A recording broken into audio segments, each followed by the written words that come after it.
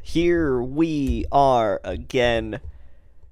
Hello, everyone. Welcome to the beginning of probably a 4.5 hour stream. Welcome to the 18 game stream, Hummus. If that's happening, I'm dragging you with me out of the park with the sub. Hello, everyone. Welcome to the playoffs. We've made it through an entire other season, and here we are. Season 28 playoffs brought to you by someone or another or something. I don't know. Hey, wait a minute. Hummus isn't co-hosting. That's wrong. We got someone else boo. today. We got a Dirk. We got a Diglett. He's a Pokemon. Hello. Hello. F in chat for Hummus not being the co-host. So, here we are. We made it to the playoffs. Got some bits. Oh. A full 864 game regular season stream when HO pays me for this to be my full-time job, and I can do this for 24 hours straight. With that said, though, let me get my series document open because I don't have that at the moment. I need that so I can keep track of the series for you all. Oh, there I am. Oops. Fix my face. Yeah. Can you call me Hoke? I am indeed Hoke. With that said, let me get us going here. And yeah, we've got an exciting playoffs here for you, everyone. We have our major series. We have our minor series. They are all best of 5. Or at least that's what I've been told. So if they're not, blame someone else. We have for us, let's see. Let me just write things down. In the majors, Boise versus the Aviators. Sloths versus the Voyagers. Apex versus the Demons. New Orleans versus the Stinky Scorpions. In the minors, the Bears, as we can see here, the Brew City Bears versus the California Firehawks. And the Flamingos versus the Dynamos.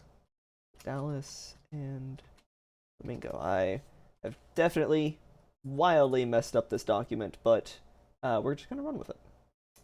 There we go. We will turn that on and off as we go through so you guys can keep track of the series.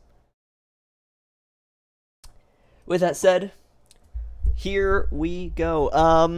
So for those that are new here and are not quite sure how this works, we will be doing an entire elimination game only stream. What this means is that with 2 series in the minors and 4 in the majors, that leaves us with a potential of 6 games all the way through 18 games. So we could be here and finished in 2 hours. Or we could be here and be finished in 5.5. So buckle in. Do you remember how many you had? We had, I believe... Do you remember how many you had last season? I think it was a lot. 16 out of 18. Oh, man. Yes. Elimination only means 18 game stream. Yep. I believe Jess and Hummus can confirm. I think it was 16 games last year. I guess that was only a month and a half ago. With that said, though, we'll go ahead and get us underway for all of my GM friends in chat. You know what you need to do for any changes that you would like to the rotation, to the lineups in between games. Ping me and Dirk in the proper channels. I'll be keeping an eye on those in between games, but pinging us is the easiest way to get our attention. So, with that said, we're going to blaze through the first couple of games here for each series. Once we start having elimination games is when we will slow down and go game by game. So here we go.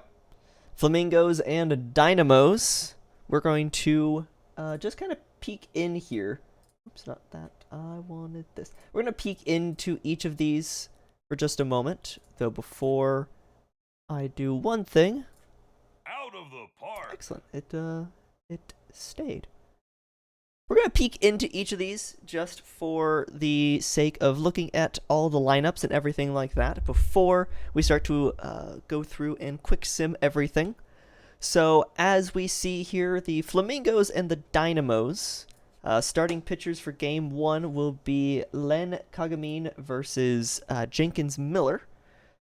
Looks like this mostly goes the way of the Flamingos. There are a couple of slots there for the Dynamos, though that doesn't really mean too much, as we've seen in the past some upsets happen in the playoffs, and some wild, different types of just randomization from the file. And, of course, it's baseball, so anything can happen. Especially in a 5-game series. Especially in a 5-game series, and especially in the minors of the 5-game series. Yes. But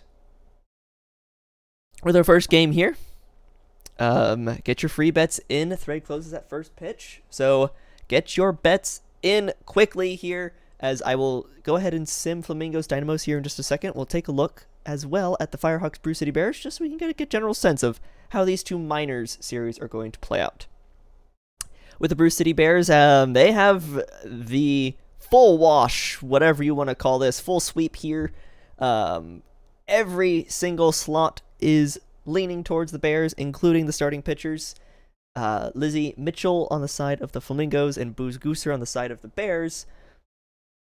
But anything is possible, as we have seen. So that will be an interesting series to keep tabs on. It could be a 3-0 sweep. It could go to 5. We'll never know. But if we need to get going here, let us get our first game underway. And again, these are all going to be elimination games. Or just, quick sims until elimination games. So, Flamingos, Dynamos, game 1 goes the way of the Flamingos, a 7-2 victory. Wow. You're not Hummus, man. Hummus is the only one that's allowed to say wow.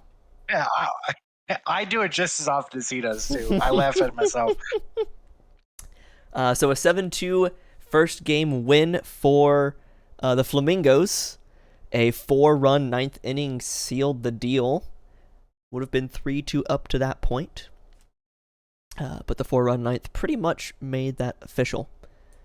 As Brizzo and... so Brizzo goes 3 for 5 with 2 RBIs and a run, but Rob Stina Jr. goes 3 for 3, 2 walks, an RBI, and a run, hitting 1,000 in the playoffs at the moment.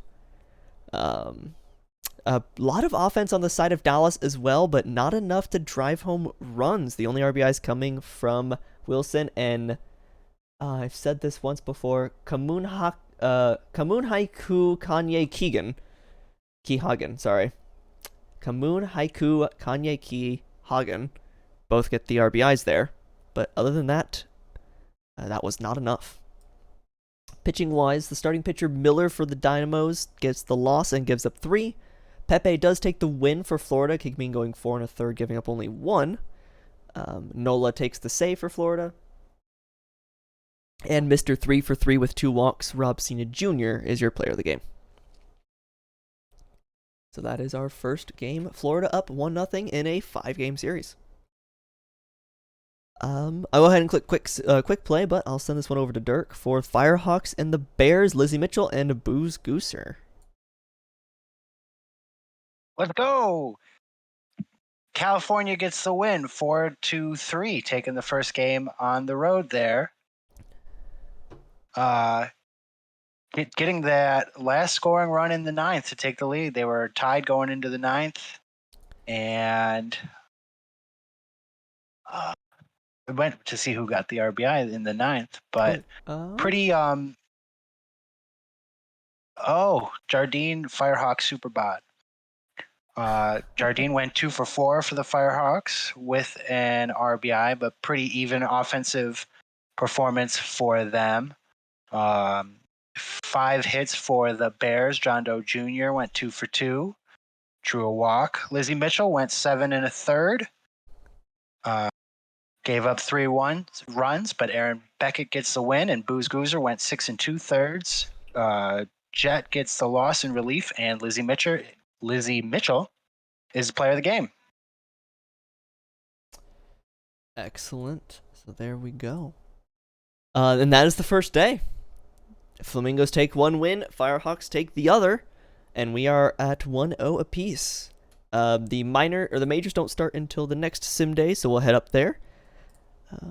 But there we go. So for my 4 minor league GMs, now would be the time to get in any edits if you would like. Yes, Enoch, just so you can see as well, I have changed autosave to daily. So we're good. But I will also do a manual save right now. Don't save? Okay. What if I delete? What if I delete instead? Yep, so it's going to save right here. Because I knew this problem was going to arise, Enoch, and potentially, while my computer hasn't necessarily been exactly what I would refer to as unstable, it has crashed every so often. I did change that to save daily, so here we go. Awesome. Going up to, yes, we can definitely do that. Going up to the majors, we have, as we mentioned earlier, Raptors, Aviators, Voyagers, Sloths, Scorpions, Rougarou, Demons, Apex.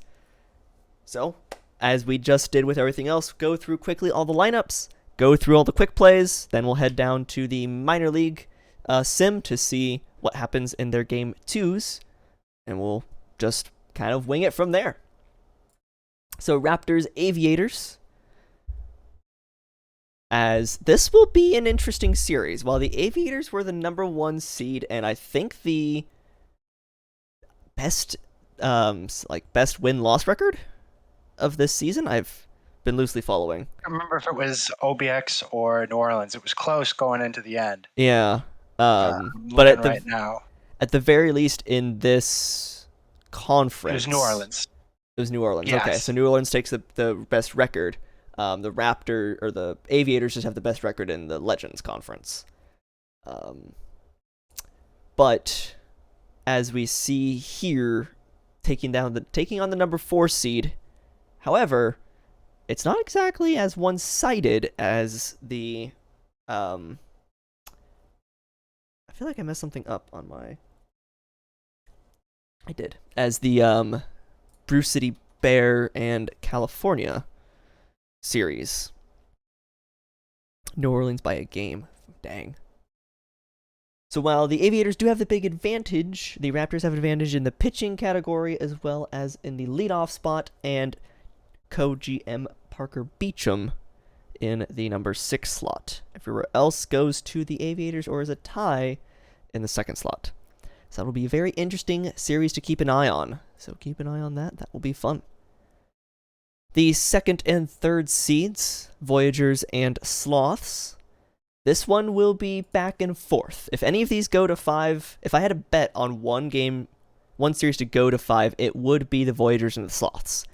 As this is going to be, I think, every game a toss-up. I think Sloths have maybe the slight advantage being or maybe is it the Voyagers that have the home field advantage? I don't. Sloths have home field.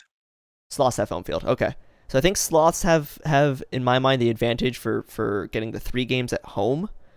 But again, things can happen, and with how evenly matched this lineup is, who knows? So this will be another interesting one to keep an eye on. Sloths are favorites. Yeah, honestly that makes sense. Voyager's bad. The Scorpions and the Rougarou, this series, at least in my opinion, is going to go the way of the Rougarou. It's just a matter of if they take it in 3 or take it in 4, in my mind. The Scorpions are rounding the bend in their rebuild, and I think in 1, maybe 2 seasons, they'll be roaring to go. But right now, I think this series is going to go the way of the Rougarou. We just have to find out as we watch this series. So this will be another interesting one. All these series are going to be interesting.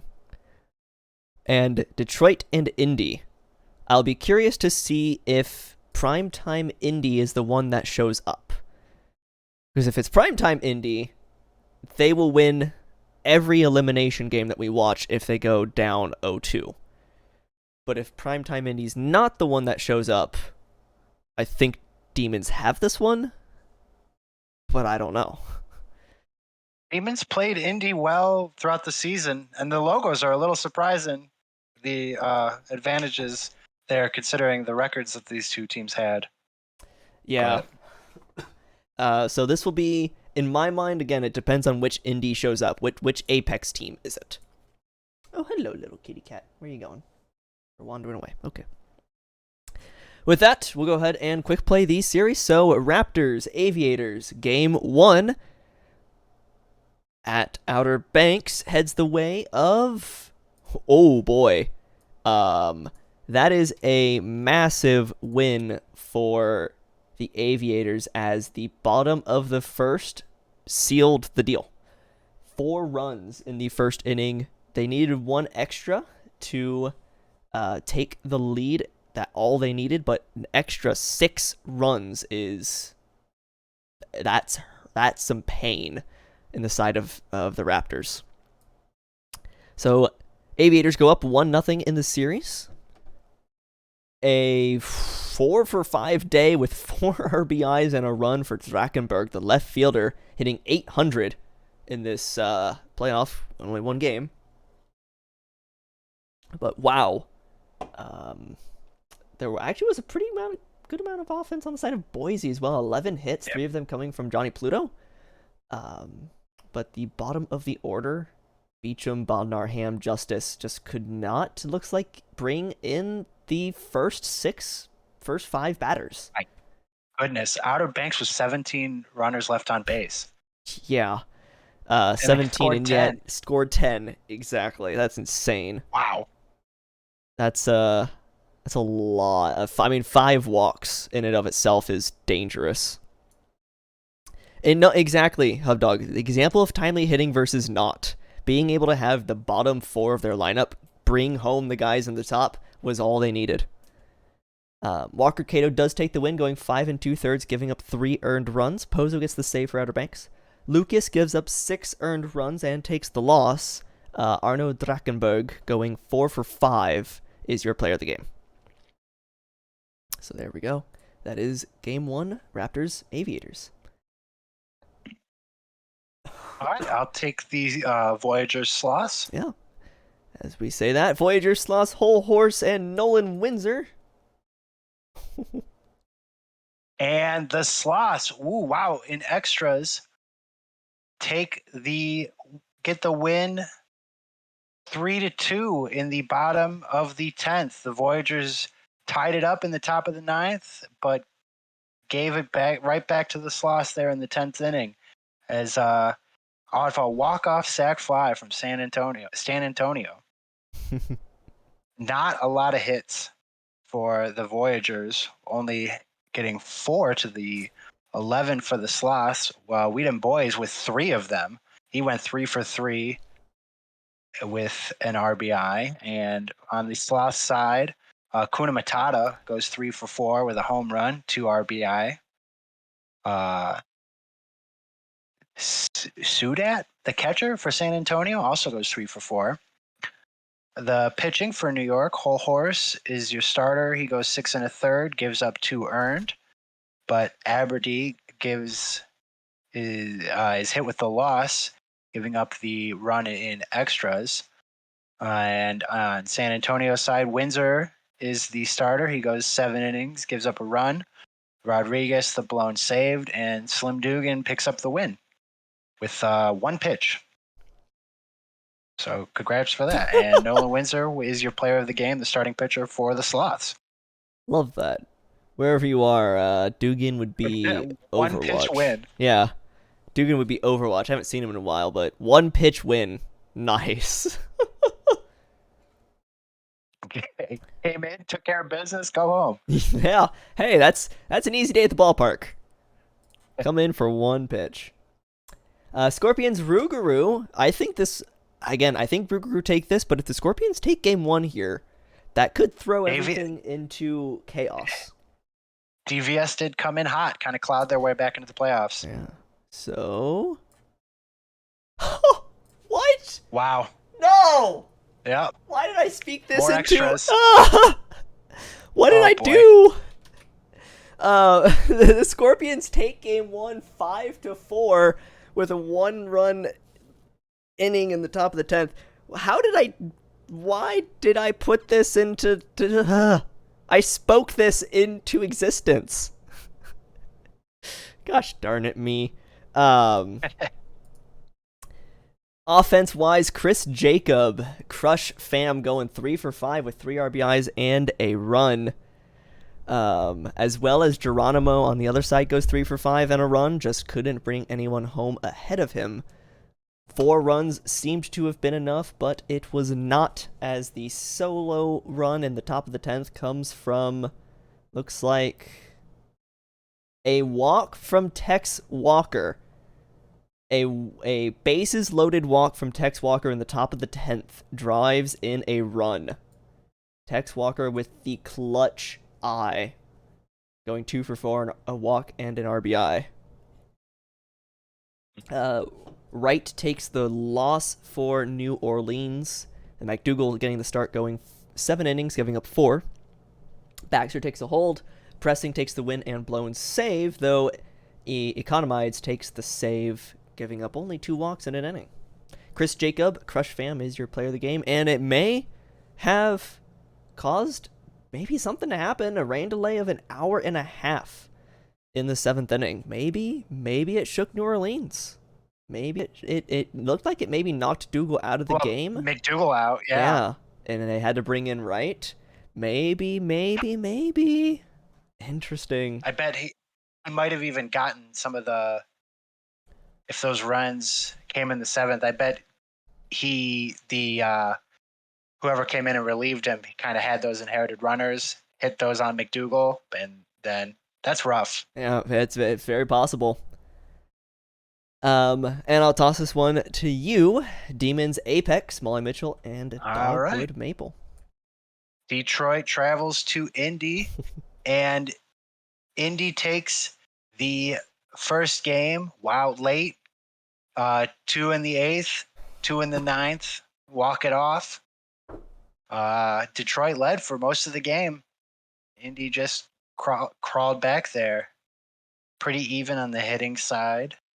Looked like Molly had a good game, pitching wise. Walk off 2-run homer. Eagle Eyes. That'll do it. For Detroit, Dimes goes 2 for 5. Danny B goes 2 for 5, scores a run. A lot of runners left on base for Detroit. And for Indy, you've got Eagle Eyes 2 for 4 with the 2 RBI, 2 runs. Good game there. So for Detroit pitchers, Molly Mitchell goes 7, gives up the 1 run, but riding dirty, comes in, gets the loss in the blown save, puts up 4 of those runs. So it gets tagged in the 8th, gets tagged in the 9th. And for Indy, yeah, it's tough. For Indy, Dogwood Maple comes in 4 2/3, gives up the 2 runs, but Trevor No Hands comes in. Now here we've got a 4-pitch win. And the Eagle Eyes with your walk-off homer. He'll be your player of the game for Indy. Love it. One pitch win and a 4-pitch win. That's exactly what we need. Love it. Alrighty, so that's your game 1s of all of the major series. Aviators, Sloths, Scorpions, and Apex all up 1-0. Down into the minor leagues. We needed some things, so before the next Flamingo game, can we just see the pitching staff? Please, just want to see something. No, but yes. There you go.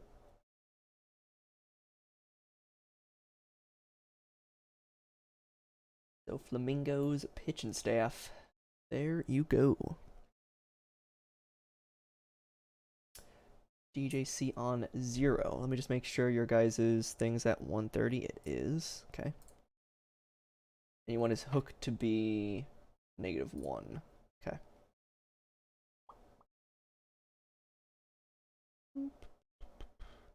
You want his specific hook, or I'll just type it.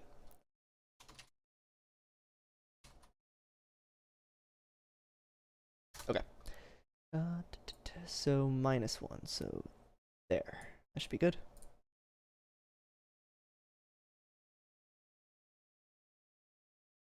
Excellent. You're welcome. Cool. So there is that. Back to the scores. Let's see. So Flamingos, Dynamos said no changes. Firehawks said all the changes. Blue City Bears. Not said anything. Excellent. Well, without any of that, you need to override that strategy. Okay. I don't want to, but I guess if I have to. Override.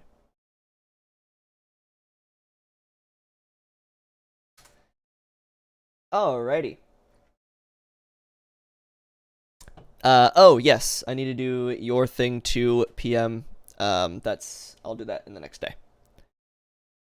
Change everything. Add 1,000 TPE. Yeah, fair. That makes sense. Alrighty, game 2. Possible introduction to elimination games. Flamingos and Dynamos, game 2, as Flamingo is up 1-0. Pinch all of California stars and put them in his bots. Okay. Damian Jansen Crenshaw versus Andrew Pa. Here we go. Dynamos, Flamingos, game 2. Will the Dynamos tie this up 1-1? Quick play. Let's find out. Oh, no. No, they do not. They do not, as an 8-2 win. That is rough. That is 2 games, back-to-back games for the Dynamos that they get bad scores on their side. Flamingos At are home, too. Yeah. Flamingos are kind of stomping through this. As 8-2 win for the Flamingos. They go up 2-0. I just got an ad on Twitch. What the heck? Everyone on the side of Flamingos gets hits. 3 for 5 with an RBI and a run from Datamax. 2 for 5 with 3 RBIs and a run for Halverson. 1 hit days from Spencer, McGee, Wilson, and Fielder. So nothing special on the side of Dallas. Pa does take the loss, getting tagged for 6 runs in 5 2/3. Crenshaw takes the win, going 8 and giving up only 2. Bloodshine in relief, and Crenshaw is your player of the game. And then Bears, Firehawks said they don't want any changes, so we'll jump into them as well. All right, lots of things. Looking at a bunch of different channels, making sure we're good. All right. Firehawks, Bears, Mrs. Dirk versus CJ Brandonson. Take it away. Ooh, and the Bears even this one up, winning at home 8-1. They got ahead early there. Firehawks added 1 in the 9th, but not nearly enough. Bears had already put up a very large lead. Brandon with a good start. So not a lot going on for the Seahawks offense, or for the Firehawks offense. The Cheese goes 2 for 4. Smooth goes 2 for 4. The whole team was talking about the Seahawks the other day. It's why it's in my head. For the Bears, though, lots of offense. Just about everybody's getting a hit. Underrated goes 3 for 5 with 2 RBI. Crocs out goes 2 for 4 with 2 RBI. Really good hitting day for the Bruce City Bears. For the pitching, for California, Mrs. Dirk goes 4 innings, gives up 5 runs, and takes the loss. For the Brew City Bears, Brandonson goes 6, gives up 3 hits, but that's it. Doesn't let any score, doesn't give up any walks, gets the win. Millis takes the 3-inning save, and CJ Brandonson is your player of the game. Excellent. I've been pinged. All right, more changes for the Flamingos, but we will get to those in two in-game days, because we have, I believe, an off day for the minor leagues. So let's just check that. Go on to the next day. Alrighty, minor leagues. Yep, off day for them. So minor leagues, ping me in a couple days for when we are good to go there. I did need to change one thing.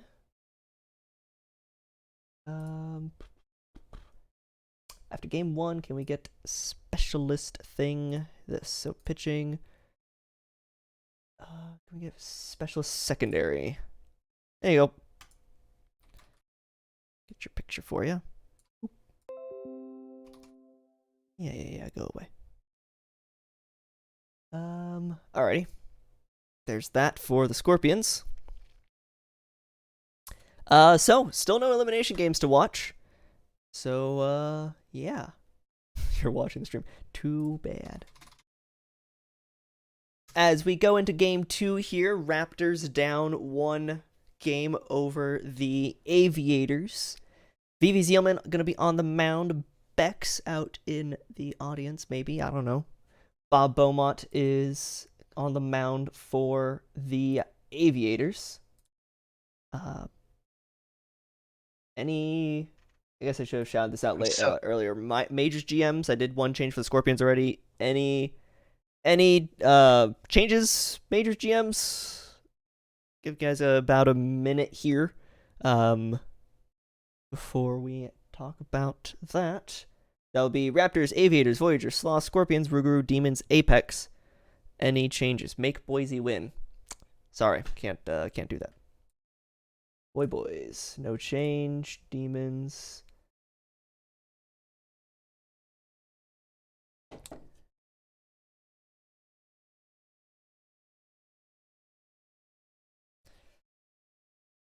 Okay, Demons are good. Sloths retire. Anchovy. Okay, yeah. Makes sense. Okay. Well, unless I see anything. Oh, you know what? I did get a request, actually, to check the Voyagers' pitching stamina, so we'll do that really quick. There you go. Pitching stamina. That we will go back. Looks like we're good. Go in reverse order this time. Sure. Did I actually get a request? No. As we go through here, we're going to go in reverse order. That's actually a great idea. Demons Apex will start off here as Ricky Vaughn and Michael Dion. Dijon? Dion. Michael Dion. Dion. Got it. Michael Dijon. Where are you, Mike? Love you, man. I like that.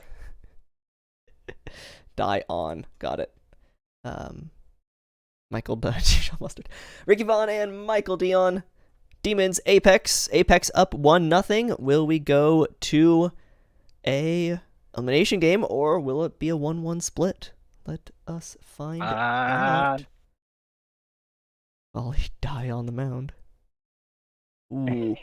As this will be probably our second game on stream, third game on stream. We'll find out with the rest of the series. But the Apex do take a 7-2 win from the Demons to go up 2 games over nothing. One more win, and that will be the series. Let's find out how that will go, though, in a couple days, because I think we're going to be an off day after this. Hitting-wise, Indy with really not a lot of hitting, actually. 1 hit from pretty much everyone, but it looks like a couple of just timely hits. 1 for 4 day from Parley, but drags in 3 RBIs. Twift goes 1 for 3 with an RBI. Eyes looks like a sac fly. Nope, a hit by pitch from Eagle Eyes to get an RBI. Yeah, not a lot of. I mean, that's 9 hits, but not a lot. Not really what you expect from a 7-run. Yeah, not really what you'd expect from a 7-run win like that. Dinkel goes 2 for 4 with an RBI and a run from Detroit. But other than that, no one could do anything against Dion Bolanos and No Hands, who are your pitchers for the Apex. Dion takes the win, No Hands takes the save. Yeah, keeping the Demons to a 3-hit game. Ricky Vaughn takes the loss for Detroit, giving up 6 runs. 6 of those 7 come in the first 4 2/3. And Michael Dion is your player of the game. So that'll be the first series in the majors, assuming things stay the way they are. Maybe we go some 1-1s. We'll find out. However, move over to the other series in the Champions, the Scorpions and the Rougarou. Herbie Farnworth and Hiro Nakamura. Will the Rougarou take game 2 at home, or will the Scorpions go up 2-0?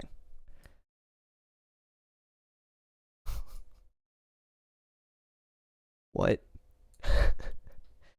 What? What is happening? And DVS, look at that. 2-2-1 win. Low scoring affairs right as New Orleans only gets 3 hits, and Death Valley takes a 2-0 lead, taking both games in New Orleans. They grabbed the lead in the 3rd, added on in the 4th. New Orleans got one back, but that was the end of it. Other than that, it was just watching a game slowly fade away. Wow. 7 hits for Death Valley, 3 for New Orleans. J Doctor for DVS goes 2 for 4, but your RBIs come from Alderson, Jacob, and Mike Boss Jr. I'm looking at walks, but Alderson and Mike Boss Jr. with your RBIs. For New Orleans, only 3 hits, 1 from Beauregard, 1 from Brew, 1 from Io Torrent.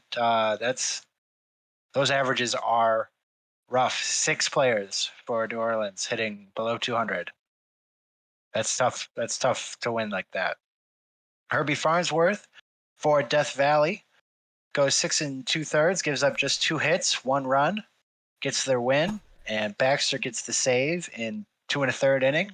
And for New Orleans, Nakamura has a good game, goes 7 innings, gives up 2 runs, but gets the loss. Farnsworth played a little better. Death Valley played a little better. And Herbie Farnsworth will be your player of the game in the win for Death Valley. And New Orleans in a bit of trouble there. I don't understand what's happening. Kind of surprising out of 73-win team, but like I said, Death Valley came in very hot. I mean, they pretty much. Then it might have been a little bit more of New Orleans or Nashville fading down the stretch, but Death Valley kind of really went from not a good first half to pushing themselves into the playoffs. I'm just so confused. I'm so confused. This well, okay. There's still 3 games left, obviously. That's still potential for New Orleans to come back, but what in the world is happening in Death Valley right now? Not what I was expecting. No. Wow. Something in the water. Listen, I asked Person Man what he feeds his players before games, and he said cheese. So that's apparently it. With that said, we'll go up to the Legends Conference, though. New York Voyagers versus the San Antonio Sloths, Pork Torkelton, and Billy Greer. Greer. San Antonio does lead this series 1-0. Will they go up 2-0? And cheese and fried rice. Got it. Will they go up 2-0, or will it be a 1-1 series? Oh, it will be a 1-1 series. As, oh boy, do the Voyagers come back with a vengeance. 11-6 win over the Sloths, a 6-run 5th inning, a 4-run 8th inning. Boy, oh boy, is that what you would refer to as a win? The Voyagers, Tom Shu, happy birthday. 3 for 4 day with 4 RBIs, a walk, and a run. as well as Kirk Swerve, 2 for 4 with 3 RBIs, a walk, and 2 runs. Wow. Pork Chop Sandwiches does go 0 for 3, hitting Edson 0 for this playoff so far. Pork Chop, you need to pick up the pace, but you somehow scored 2 runs by only getting on base once. That's wild, but okay. Error, Cool. probably. Oh, that makes sense. Or 3... fielder's choice, even. Okay, wait, he was on base 3 times. No, well, you can steal 3 bases No, he at once. stole third, Yeah. yeah. Forgot about that. That's an option. Fielder's choices, errors. Yeah, okay. Yeah, that's how you get on base. Billy Greyer does take the loss over San Antonio, giving up 2 earned runs, but 6 unearned runs, or well, I guess 4 unearned runs. Dugan, who had a 1-pitch save, gives up 4. Johnson gives up a run as well. Torkelton takes the win. Abadir takes the hold. Tom Shu, happy birthday, is your player of the game. Stealing third is illegal. Yes. And last game of the majors.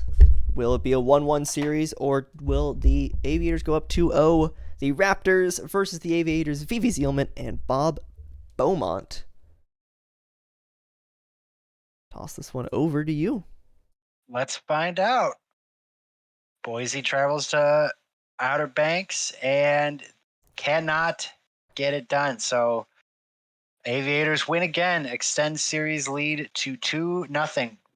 Big first inning. Boise goes up 3, and then Outer Banks takes it back. And then they put up 1 in the third, and that's it for your scoring. So if you came to the ballpark late, you missed pretty much the entire game. 10 hits for Boise, again, out hitting Outer Banks. I believe they did game 1 as well, but just couldn't get him in. For Boise, Tootland goes 2 for 5, gets an RBI. 2 for 4 for Justice, too. 3 for 4 for Johnny Pluto, who came in smoking hot, but just they're surrounded. You have little blips in your lineup of getting hits and then a lot of zeros in between them. Over at Outer Banks, Dub City goes 2 for 4, scores 2 run. Linus Riverboat goes 2 for 3 with 2 RBI. Wow, Dub City 371, Drakenberg 750 on this series. Nice top of your lineup. For the pitching for Boise, Zielman goes 5 innings, gives up 4 runs on 7 hits, and gets the loss. Over at Outer Banks, Beaumont goes 6, gives up 3 runs. They'll get the win. McDonald gets the hold. Ray's Funk gets the save. Bob Beaumont is your player of the game in the winning pitching effort for Outer Banks. I think they're the only one. No, them and Indy win both their games at home. Take the 2-0 lead. Yeah. So Apex Aviators both at home take their win. The Rougarou are the only ones taking an 0-2 away, going to Death Valley, I believe, in the next game. Yeah, the Rougarou are going 0-2 to Death Valley, so that'll be a very interesting game to watch. Will Scorpions sweep at home or not? We'll find out. And then a 1-1 series in the Voyager Sloths. With that said, let us move on here. We need some third games live, maybe for the third game. Turn on, down. That is an option. Yeah, actually, that's a great idea, Juosu. I really like that. Assuming there's no minors games going on right then that need BNN off, I love that idea. But let us go down so we have nothing on the rest of this day. And that's going to lead us to our first live showing after we do we can actually just watch Dynamo's Flamingos. Yep. Because we can turn BNN on and let the Bears and Firehawks play in the background to see that game. Similar to what Juosu was suggesting. So, Flamingos, what you got for me? Hello, Sir Gold. Hello. Pitching. Be risen. Okay. There we go. So his pitching is at 75. I don't think it needs anything here. Oh well, I can put it to override if that's what you would like. There you go. What's your guys' normal strategy? Oh, it's okay. You're good then. Hooked to +1. Understood. It is not. Boop. It is now. There you go. Fun times there. You don't have any others. No. I'd like to see the Firehawks pitching staff. Rejected. Overruled. Fair enough.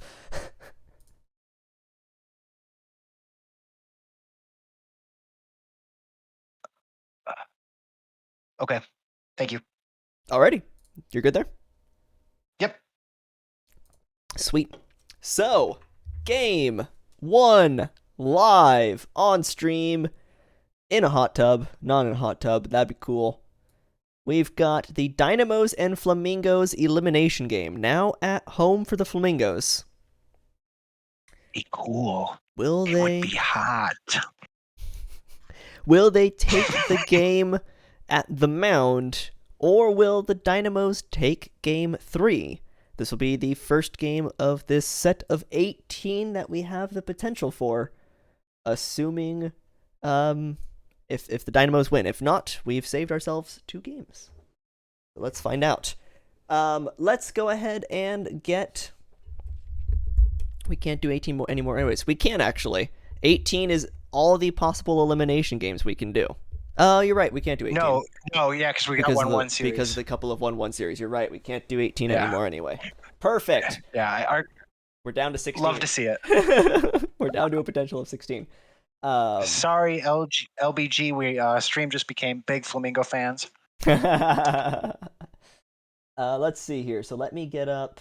I was given stats. Where'd they go? Where's stat people? Stat info. There we go. Let's see. What do we got? Do we got anything for...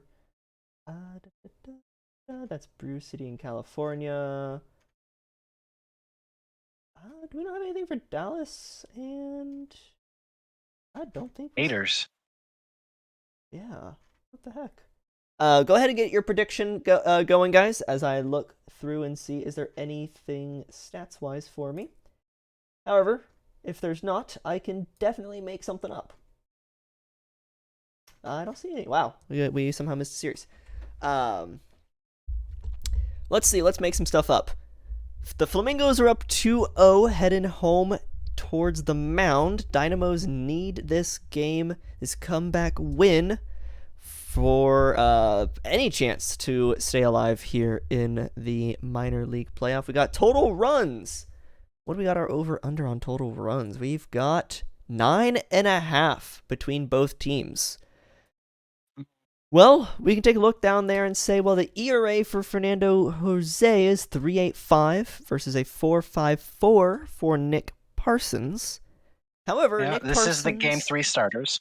Yes. Nick Parsons is 0 for 3 versus Dallas with a 9 ERA, and Fernando Jose is 2-0 versus Florida with a 1.15 ERA. So no matter which way you swing this, 9.5 is actually about where I would put this.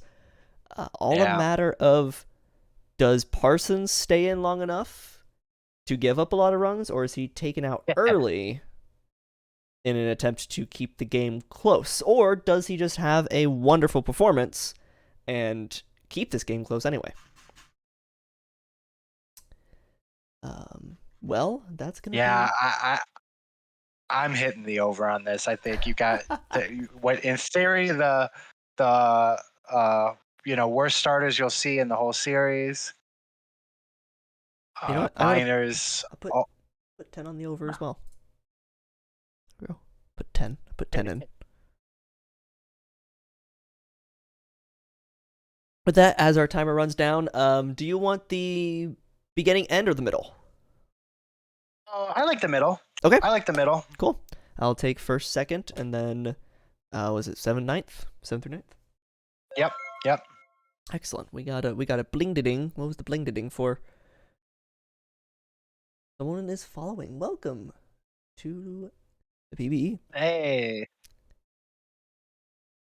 Alrighty. Well, our timer's over. I'll go ahead and get us started. Dennis McLaughlin is going to lead us off, though I am going to put on pause for just a moment, as I think I need to get everything settled in. Let's find out. All right, Brew City Bears, you guys are up as well. Considering it is only game 3 for the Bears there, I figured turn on the out-of-town scoreboard for you guys because there's no other games in the majors. I made sure to double check.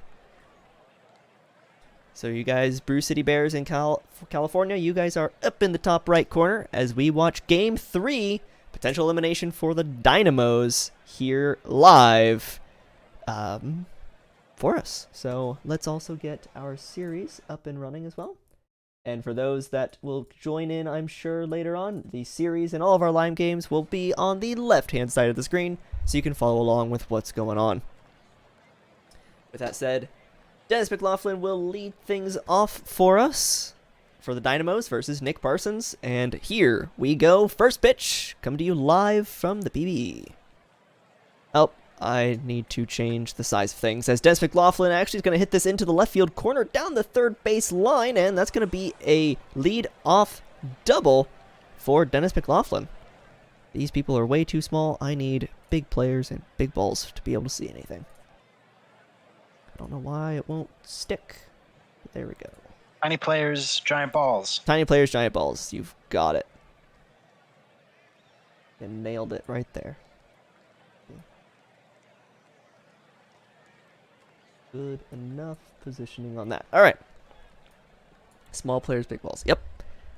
So, with McLaughlin leading off on second base, we've got Cacao to ground this one to the first baseman. McLaughlin does get over to third. Elliot Spencer's going to hit this one. Little blooper to the pitcher. That'll be the second out. McGee is going to line this one. Second baseman's got that, though, so they strand McLaughlin on third, unable to bring him home. As in California, the Bears take a 1-0 lead. Keegan Halverson is going to ground this one to the first baseman. First out of the bottom of the first. Eddie Garr takes a walk. Runner on first. Nope, runner is on second as Eddie Garr steals. Doesn't really matter, though, as Anthony Brizzo takes a walk. By Fluglian, grounded to the third baseman. 5-4-3 double play. And that gets them out of the inning, stranding, I guess it would be Garr heading on over to third. California now up 2-1 in the bottom of the first. Top of the second as... I'm never going to be able to say that. That quick enough. He pops up in the infield. Nacho Man! Lies out to center field. Clifford Wilson grounds that one to the second baseman. That'll be an out. And that's 3 up, 3 down in the top of the second. So still 0-0 here in Florida. It is now a 3-1 lead for California in the bottom of the first. Make that 4-1 lead. Dracula's going to go ahead and strike out swinging here to lead things off in the bottom of the second. Yeppers hitting 444 and make that about 500 as he gets a single up the middle. Cabrera, that's deep into the left field gap. Is this going to bring home Yeppers? No, they will not send him, playing it safe. Second and third as Datamax pops this one up in the infield. Rob Senior Jr., can you bring these runners home? Little weird bouncer in the infield, and they get the out, so they strand runners on second and third. As we head to the top of the third, and I pass it over to Dirk, it is a 4-1 lead in California. Here we go. Dallas up to bat. Nick Fielder will lead off the third and hits a screamer to first, but that's first quick out. And then William Groves will pop out to the to short there, and then a grounder to the third for Dennis McLaughlin, and he beats it out for the first hit of the inning, and he's on the move. And oh, they caught him stealing. So they got one hit. He beat it out with his speed, but then gets called out with the lack of. So bottom of the third for Florida, Fernando Jose grounds one to third base for the first out. Fernando Jose's pitching. Eddie Garr also grounds it to third base for the second out, and Giovanni Brizzo hits one deep, but caught at the warning track. So 1-2-3 inning for Florida. And still scoreless, 2 hits apiece. We head to the top of the fourth. It is now 6-1 in California as Ryan Cacao hits one deep to center field, but is caught for the first out. Elliott Spencer. There's a hit right in front of the right fielder. Riddle McGee. Wild pitch. And Spencer will take second. And then Riddle will ground it to third, so the runner cannot advance. And there's a grounder to first, and he beats the throw to the pitcher. So runners at the corners. And a wild pitch. Oh, no. That'll score a run. And Dallas will take the 1-0 lead. And the runner advances to second. So Nacho Man now, and that'll be in the gap there. And the runner advances all the way to home. So that's 2 runs for Dallas. Now, with Nacho Man on first, and Clifford Wilson, but hits that one right to the second baseman, and that'll end the inning. So a few big hits, a few costly errors there, and Dallas breaks open this game, gets on the board. It's 2-0 Dallas, and we see if Florida can respond. Babe Blufflin, they had a great season, but they ground out to the shortstop there for the first out. Count Dracula, looks like no throw. He hit one to the shortstop as well, so he'll be safe. This one's deep to center field. Thinks about it, but he's not going anywhere. So 2 outs now for Florida, and Cabrera hits another one deep, but caught by the center fielder as well. So 1 hit, but he sits at first and doesn't do much there. And it's still 2-0 Dallas as we head to the top of the 5th. So Nick Felder leads it off to second baseman for a quick ground out. Nico Parsons still pitching well. Strikes out William Groves for the second out. And there's Dennis McLaughlin, who hits one in front of the left fielder. So they've got a 2-out hit here. Dallas trying to add to their lead. Ryan Cacao will hit it to the shortstop. And so that'll be it, just the 1 hit. And Florida gets another chance to try to tie this game up. As Dexter Datamax starts us off with a grounder to the third baseman, Rob Cena Jr., another ground ball to second base. Fernando Jose dealing right now. And as I say that, Keegan Halverson gets the 4th hit for the Dynamos, and that's all for Jose's day as Halverson steals second. Desmond Delta into pitch for Dallas, and no throw, so runners at the corners, 2 outs, Florida. And did they pick him off? Wow. Well, I guess that's it. So, top of the 6th. Florida threatens there, but gets nothing doing. Elliott Spencer flies out to center field. And Riddle McGee will do the same. And then Big Iz bloops one over the second baseman. So runner on first for Dallas with 2 outs as Nacho Man lines out to the left fielder. Looked like that could have been a hit, but nothing doing. And we head to the bottom of the 6th for Florida. California up 7-2 right now, bottom of the 5th. And we'll lead off the 6th with a walk as Javanthony Brizzo takes first base. Babe Bufflin here hits one to the corner, and he's safe. So that's runners at the corners, no outs for Florida. And let's see if they try to test his arm. They don't. Fly out to left field, no run, and a walk loads the bases. So Delta might be in a little bit of trouble here. Bases loaded, 1 out. Cabrera comes up. That's a perfectly made double play ball, and it works. So Dallas gets out of the inning despite loaded bases, and we head to the top of the 7th. And I will hand it back off to All Gold.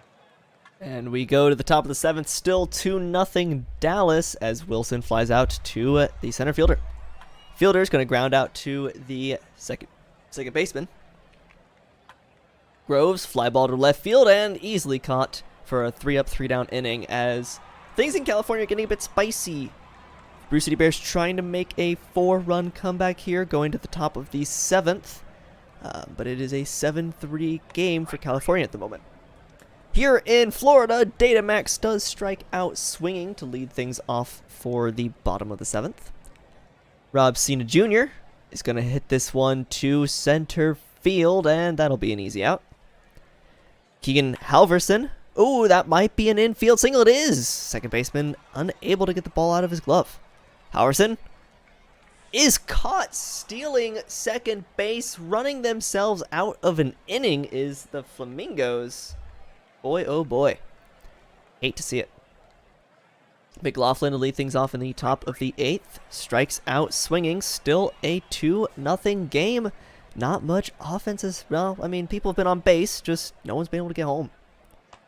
Ryan Cacao will strike out swinging, having an 0-for series. Looks like that's now 0-for-13 in the playoffs. Elliot Spencer hitting 300 will strike out swinging, and that's 3 up, 3 down. I think that was that 3 strikeouts. I think that was 3 strikeouts. 3 up, 3 down though, as we head to the bottom of the 8th. Oh yeah.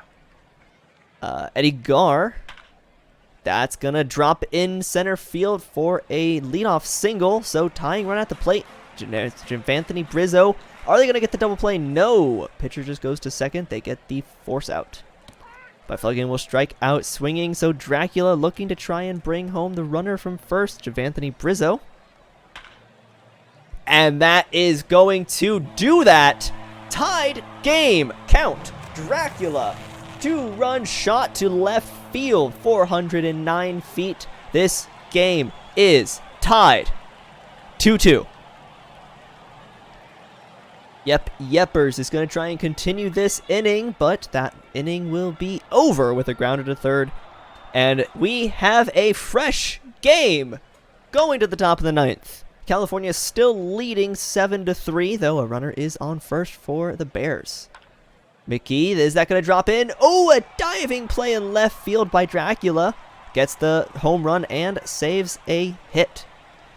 The right fielder for the Dynamos go ahead and strikes out looking. Nacho Man will strike out swinging, and so Florida has a chance to walk it off here. The Dynamos need to hold on. Cabrera is going to lead things off with a single. So the go-ahead run is on first. Datamax is going to try and bunt him over, and that will be a success. Cabrera is in scoring position.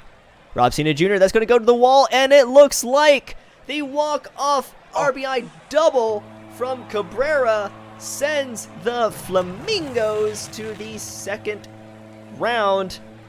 What Wow. a travesty for the Dynamos to be leading for the entire game since the 4th inning. To lose it in the last 2 innings. The under does win, only 5 runs of that 9.5, but So don't talk to me for betting advice. Well, I went the over too. I put 10 points on the over, so that's a shame. I can't believe. Check the game log, by the way. We might have had an immaculate inning there when he struck out the side. Looked like he only had 9 pitches. Oh gosh, do you remember what inning that is? I think it was right when you took over, so I think it was the 7th. Was that the 7th? Yeah, that sounds right. Bottom of the 7th. Oh, they're saying bottom of the 8th. They're saying bottom of the 8th. Oh, bottom of 8th. Nope. There were a couple foul balls. And then, oh, no, the first pitch in the inning was a ball. Oh, there you go. No, that was the bottom of the 8th with the home run. That's not it. They don't know what they're talking about. No. Top of the 8th. Yes, it was strikeout, but there were a couple balls here and there. So you guys were actually pretty close. Oops. That's the wrong button. Where was I going? Sorry, I need to go to box score. There we go. So a 3-2 win for the Flamingos sends them on to the next round. Congratulations to Florida. Yeah. Let's see. The big hit coming from Count Dracula, 2 for 4 with 2 RBIs and a run. That's really, there's not much offense. That's really about it. Dracula just had 1 good at-bat, and everything else was kind of silent. Nola does take the win for Florida. Red takes the loss and blown save for Dallas. And Count Dracula is your player of the game, but Florida does move on to the second round. Meanwhile, as the background sim was playing, the Firehawks do take Game 3 to the Brew City Bears, and so we will be watching this game shortly. Actually, I guess the next sim day. We'll start with them. Yeah. California wins game 3, 7-4. They took that big, we saw it happen. They took that big 4-run lead, stretched it to 6, then 7. Brew City clawed back a little bit, but never got enough.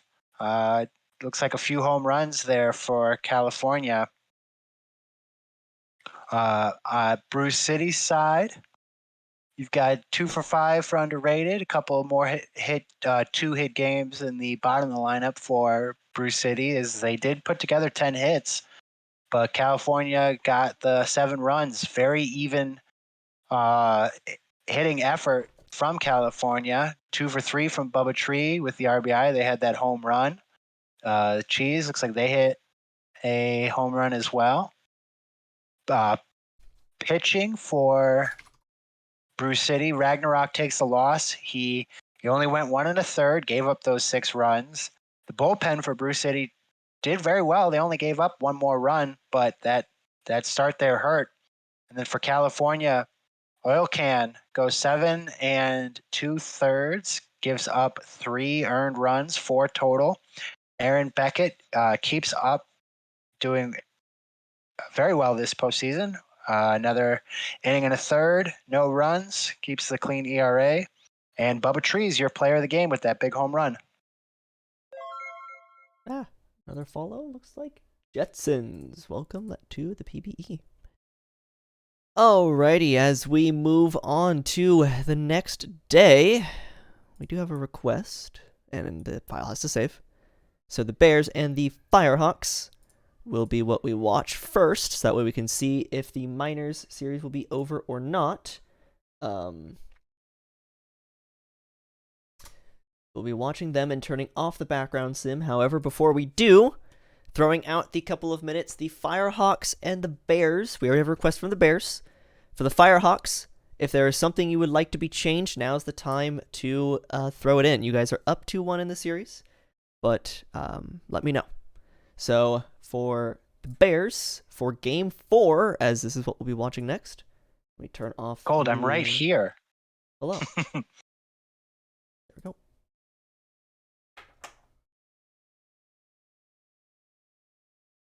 Oh, right, you're the Firehawks GM, aren't you? Yeah. That's what Okay. I mean. If I needed to, I could just tell you. No, I'm just going to continue to shout into the air.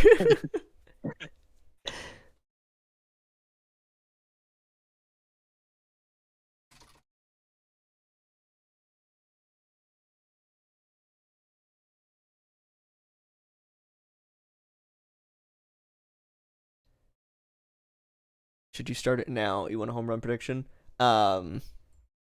That is completely up to you. If you would like to throw one in now so we can get going. We're going to be showing the Bears California game first. We just got something from the Bears. Yeah. Okay. All right, first and foremost, lineups. John Doe to number 8, Honda to 9 on both sides. Excellent. Joe to 8th, Honda to 9. So there you go. Joe 8th, Honda 9. Doe 8th, Honda 9. Lefty Regan. Oh, sorry, that's over here. Lefty Regan, defensive sub at shortstop. Both. There we go. There we go. Ragnarok, relief pitcher, needs to be middle relief. Oh, take him out. Okay.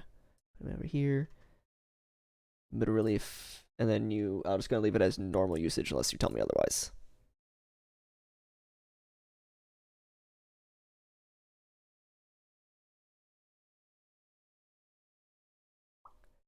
Cool. So, just giving you a quick look here. So, Doe at 8, Honda 9.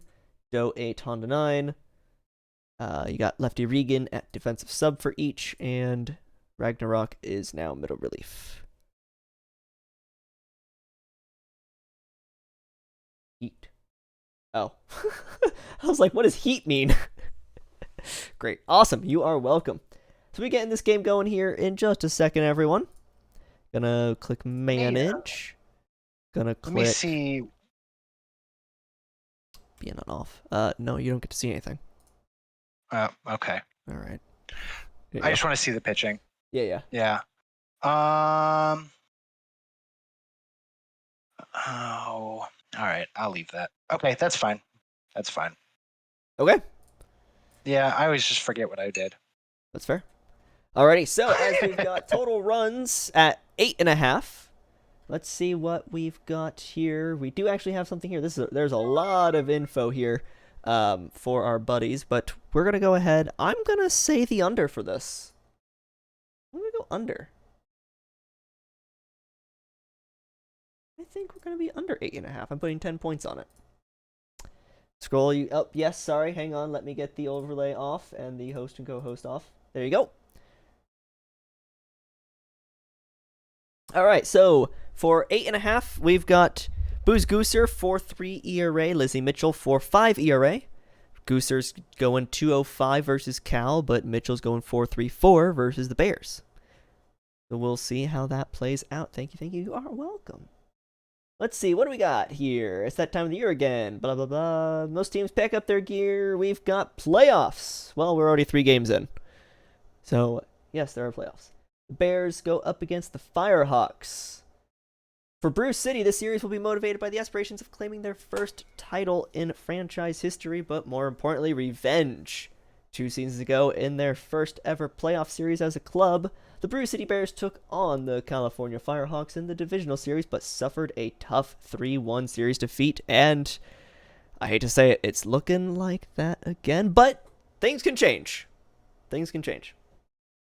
Now back in the playoffs and earning a record over 500 for the first time in this club's young existence. The time has never been better for some postseason magic. I don't know if this is a real quote. I apparently got a quote, though, from co-GM Plague. Said, for Babs and I, it would mean everything. As an organization, we've yet to win a playoff series. And top to bottom, I believe this is the most complete Bears roster we've ever fielded. As for Clubhouse, we have players coming from 5 different seasons who've worked so hard to improve and perfect their players to have this opportunity. This is what you play the regular season for, and obviously these are the most important games for us. It's a real quote.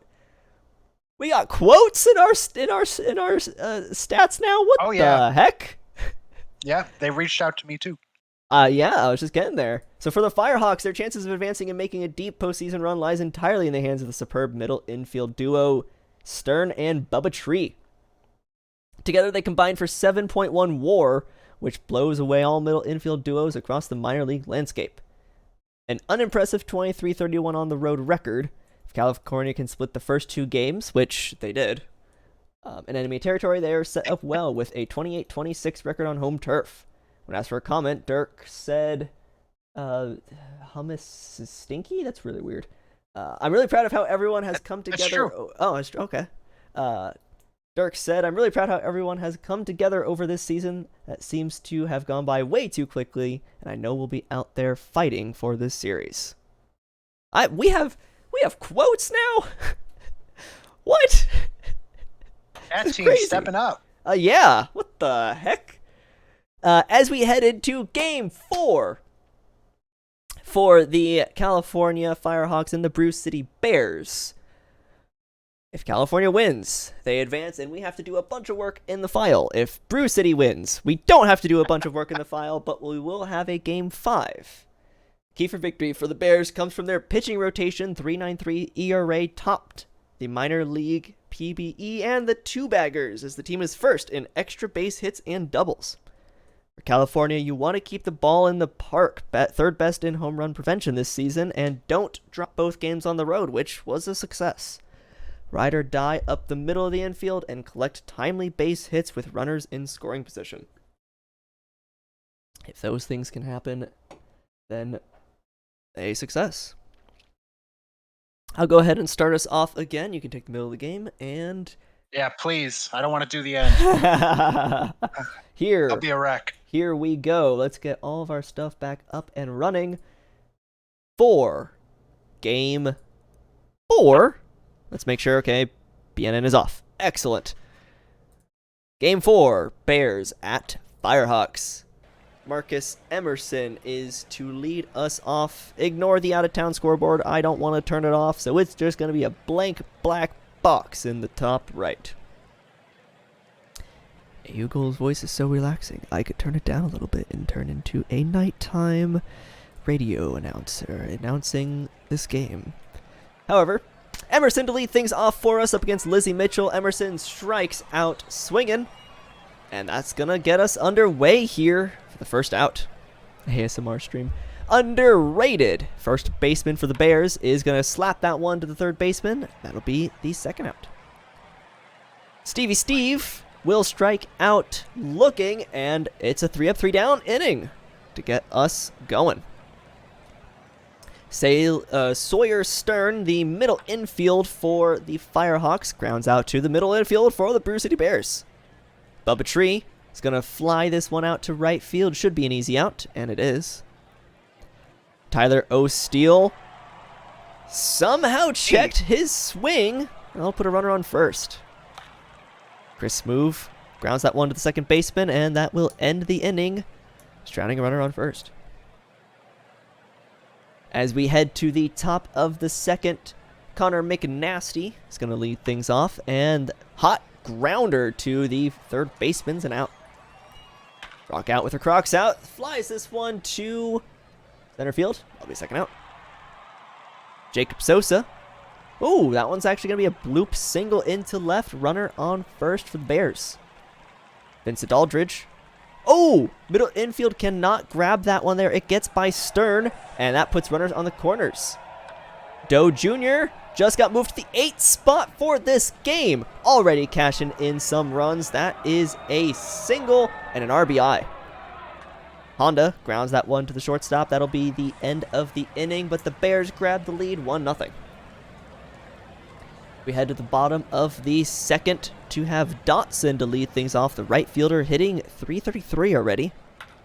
And that looks like that's going to be the first out. The Cheese to follow that up with a pop-up in the infield. Daniel Martinez is going to fly this one deep left center field. Caught just shy of the warning track. And 3-up, 3-down for California. As we head to the third, Emerson will lead things off. Dirk, take it away. All right, here we go. Lizzie Mitchell back on the mound and leads it off with a 3-1 walk to Emerson. Underrated. There's a good double play ball, and they turn it. So 2 outs, erase the walk. Stevie Steve hits this one high, hits this one deep, but it's caught at the warning track. So a loud out, a walk, a double play. No damage. We go to the bottom of the third. Deluxe Pogger will start it off for the Firehawks, and he will draw a walk. Full count. So runner on first. Al Jardine up to bat, but he will strike out. So Firehawks lineup will flip over. Sawyer Stern also strikes out. 2 outs now here, bottom of the third. Bubba Tree comes up. He was hot coming into the game, and there he goes with another hit. And they're running. So runners at second and third, and a walk to O'Steele will load the bases. 2 outs here for Chris Smoove, who hits a grounder to the third baseman. He'll get it to first for the last out. So Firehawks load the bases, get a hit, but nothing more doing. So top of the fourth, Connor McNasty up and hits this one to center field.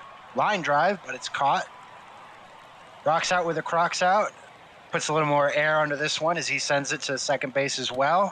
And Jacob Sosa strikes out. So 1-2-3 inning for Lizzie Mitchell. Head to the bottom of the fourth.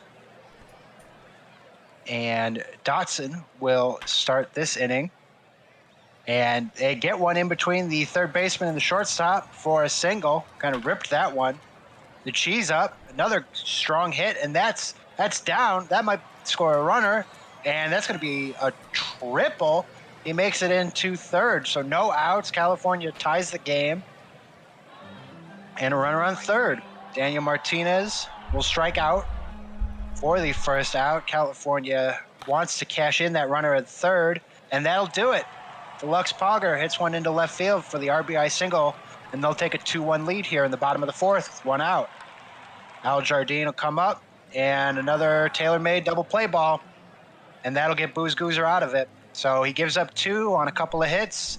California takes the lead, but avoids what could have been some more damage. So Lizzie Mitchell comes back to the mound and leads off the 5th by striking out Vincent Aldridge.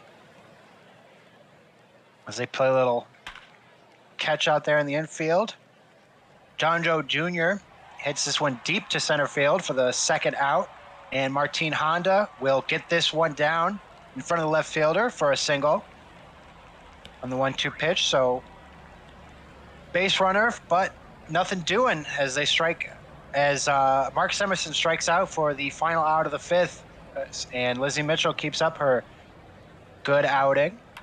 Booze Goozer for the bottom of the 5th. Sawyer Stern to lead it off and legs out a single.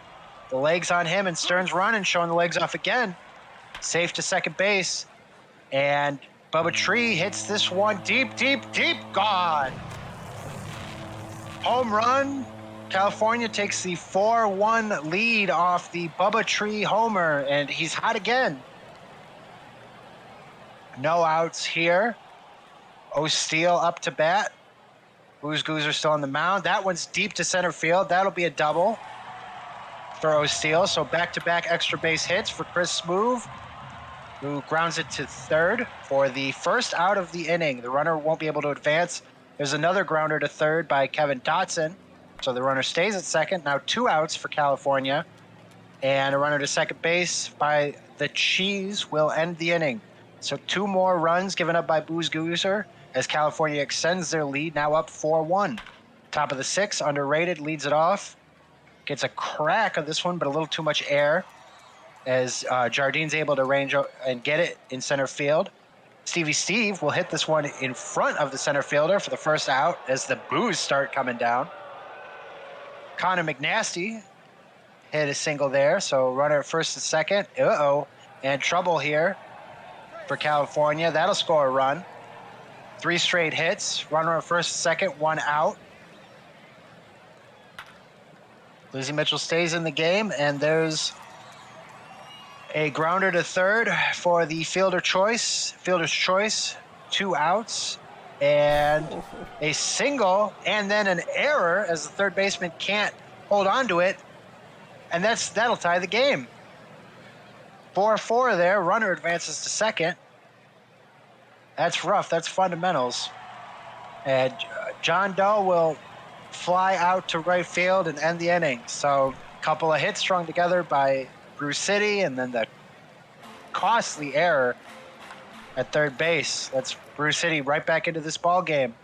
Martinez hits one to short, and then an error at 1st base. He gets on to 2nd.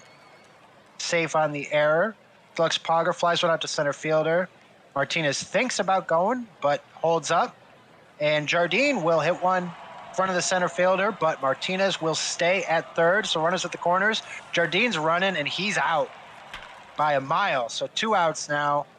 And Stern probably would have been a double play ball anyway, but he grounds out to the shortstop. So it is tied up here at the bottom of the 6th. And all goal. There you go. Top of the 7th.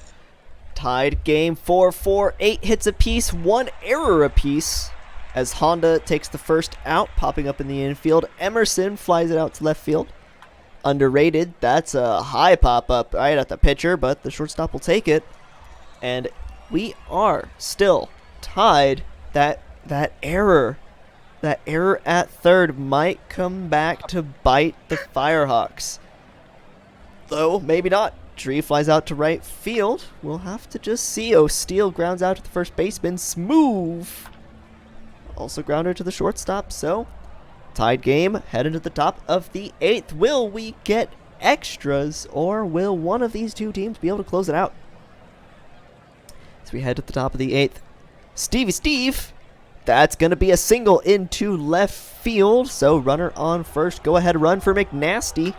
It's going to be a grounder to the 2nd baseman, and there's the middle infield we're talked about so highly of at pregame. The 4-6-3 double play followed by a strikeout ends the 8th inning.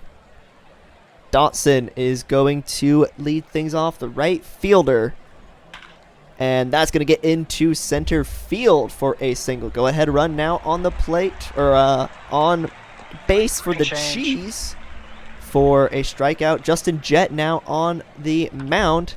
Martinez grounder to the third baseman. Whoa! 5-4-3 double play all the way around the diamond. And here we go to the top of the ninth. 4-9-1 apiece. Jacob Sosa trying to get things going here. Diving play in center field, though. Hardin gets that first out. Aldridge gets on base. Runner on first for Doe Jr. Oh, couldn't get the bat off his back. Takes the strikeout. Honda, that's a drop third strike. Or is he going to reach base? No. That leaves the game tied. Potential walk-off for the Firehawks. Or extra innings for the Bears. Deluxe Pogger. That's going to drop into left field for a single. Hardin just made a diving play in center. No, strikes out. Stern, go ahead run on first. Couldn't get the bat off his shoulder. That's two hitters, one for both team. And Tree will strike out swinging. And free baseball, ladies and gentlemen. We're going to extra innings to the top of the 10th for 10-1 apiece. For every hit the Bears get, the Firehawks get one back. Emerson grounds out to the second baseman. Oh, how is that a fair ball? Nonetheless, that's a single. Runner on first, Stevie Steve's going to pop this one up. Second baseman will grab it. McNasty hitting 250. Oh, that's going to get into the right field corner. This could be trouble, but they might just hold the runner at third. They don't. They send him. There's no throw. Oh, man.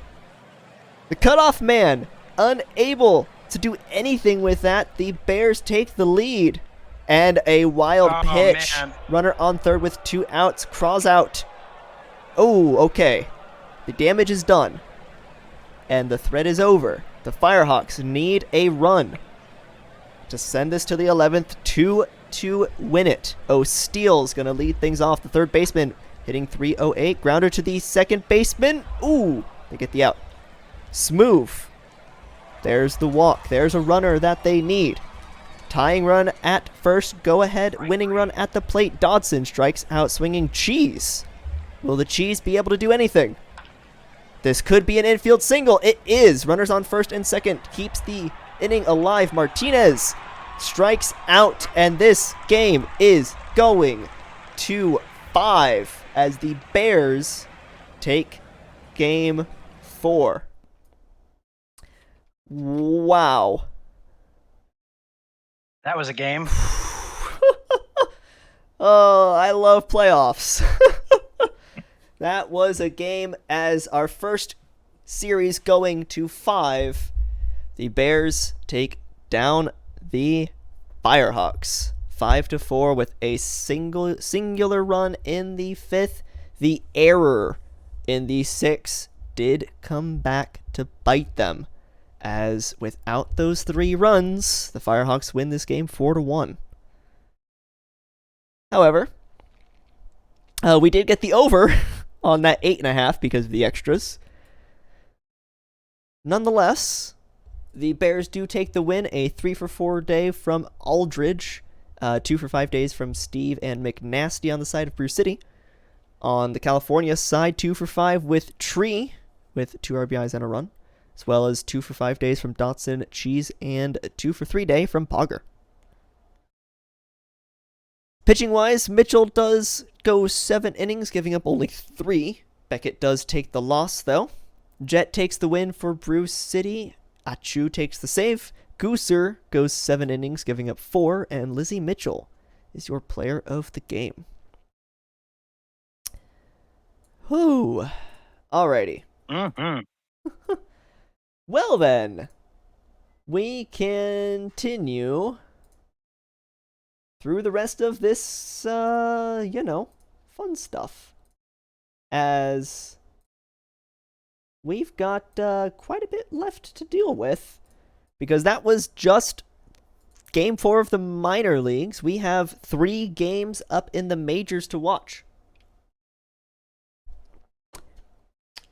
We've started once with the Aviators Raptors. We've started once with the Apex Demons. I say we're going to go a bit out of order here. We will see all 3 of these games. We're going to start with the Rougarou Scorpions, just because we haven't talked about them first at all tonight. Then we'll pop up to the Raptors and down to the Demons. And when we do the Demons game, we will also have the background sim going for the Sloth Voyagers. Yep, this is going to take a while now. We have 3 games to get through for this day, and we'll find out what's going to happen. So we've started with the Raptors ones, started with the Apex ones. We are going to start with the Rougarou and the Scorpions. So we'll go Scorpions, Rougarou, Aviators, Raptors, Apex, Demons. No real particular reason. It just kind of mix things up a bit. But here we go.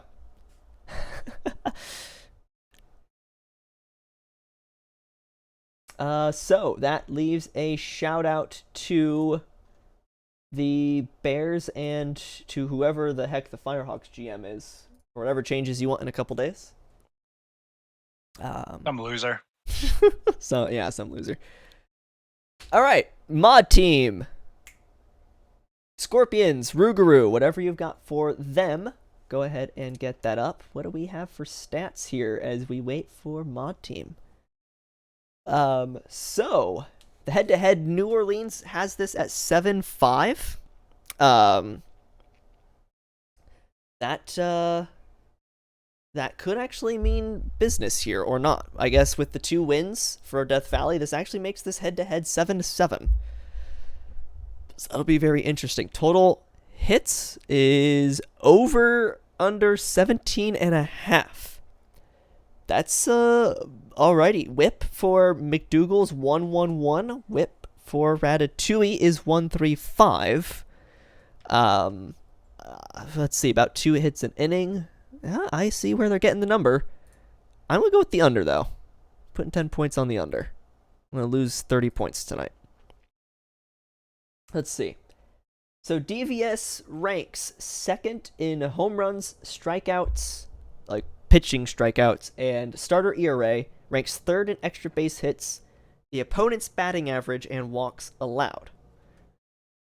New Orleans ranks 1st in slugging, OPS, home runs, runs scored, and home runs allowed, and ranks 2nd in batting average and ERA. So this is somehow, again, I slept on the Scorpions throughout this season. They've been apparently in the running, as there's a potential here for a sweep of the number 1 seed, but also a reverse sweep away in Death Valley for the Rougarou. Notable players to watch for in this game. Most of them are on New Orleans. Mike Boss Jr., though, is tied for the most hit by pitch in the Champions, so that's a rough thing to have as a player. For New Orleans, McDougal crossed the 100 career win mark this season and leads the Champions in ERA at 2.96. Hiro Nakamura for New Orleans crossed the 1,000 career strikeouts mark this season. And Paulo Di Stefano Jr., Maj, who's probably asleep right now, crossed the 200 career home run mark this season. So a lot of New Orleans to look out for, but as we've seen, Death Valley has taken the first 2 games. So, elimination game for the Rougarou. Let's find out what happens. Yeah, we're going to go ahead and get us going. Let me pop everything back up. Oops, not that one. There we go. Here we go. Here in the Danny Dividome, make sure BNN is off. It is the Danny Dividome. Scorpions at Death Valley. Gustav Beauregard to lead things off against Remy Ratatouille. Beauregard grounds this one to the shortstop for the first out. Paulo Di Stefano Jr. is going to take a walk, puts a runner on first.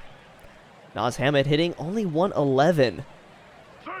Di Stefano does steal second. Hammett flies this one out to left. That'll be the second out.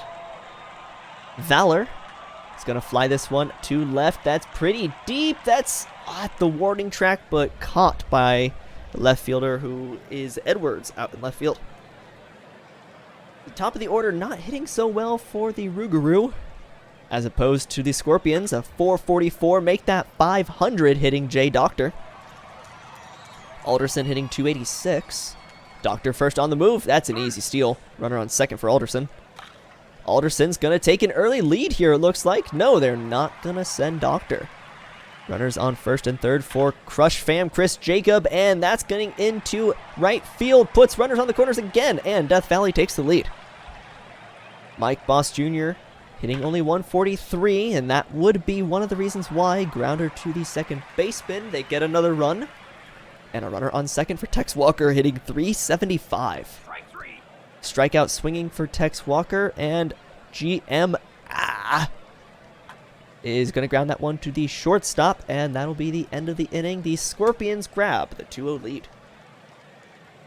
As we head to the top of the second, Christopher Brew hitting 286. He's going to ground that one to the third baseman. That's the first out. Io Torrent. Oh, past the first baseman into the right field corner, actually through the wall. That's going to be a double. Geronimo's going to pop this one up in foul territory. Third baseman's got that easily. Hafner hit by the pitch. Puts runners on first and second. This could be dangerous.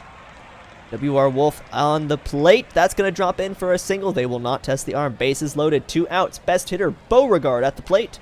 That's going to bring home 2, maybe 3 runs into the left field corner.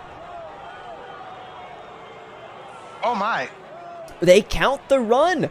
They count the run from third, and they get the out at third. That puts New Orleans up 3-2. I am shocked that that run scored before they got the out at third, but there's no replay review in our league, so we continue. Duncan grounds out to third.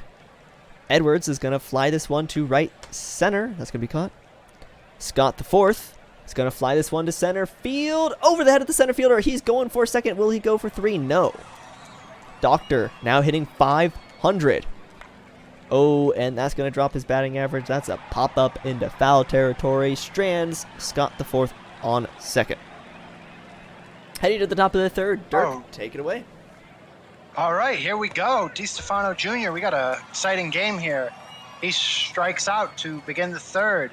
Naz Hamed comes up after him, batting clean, 100.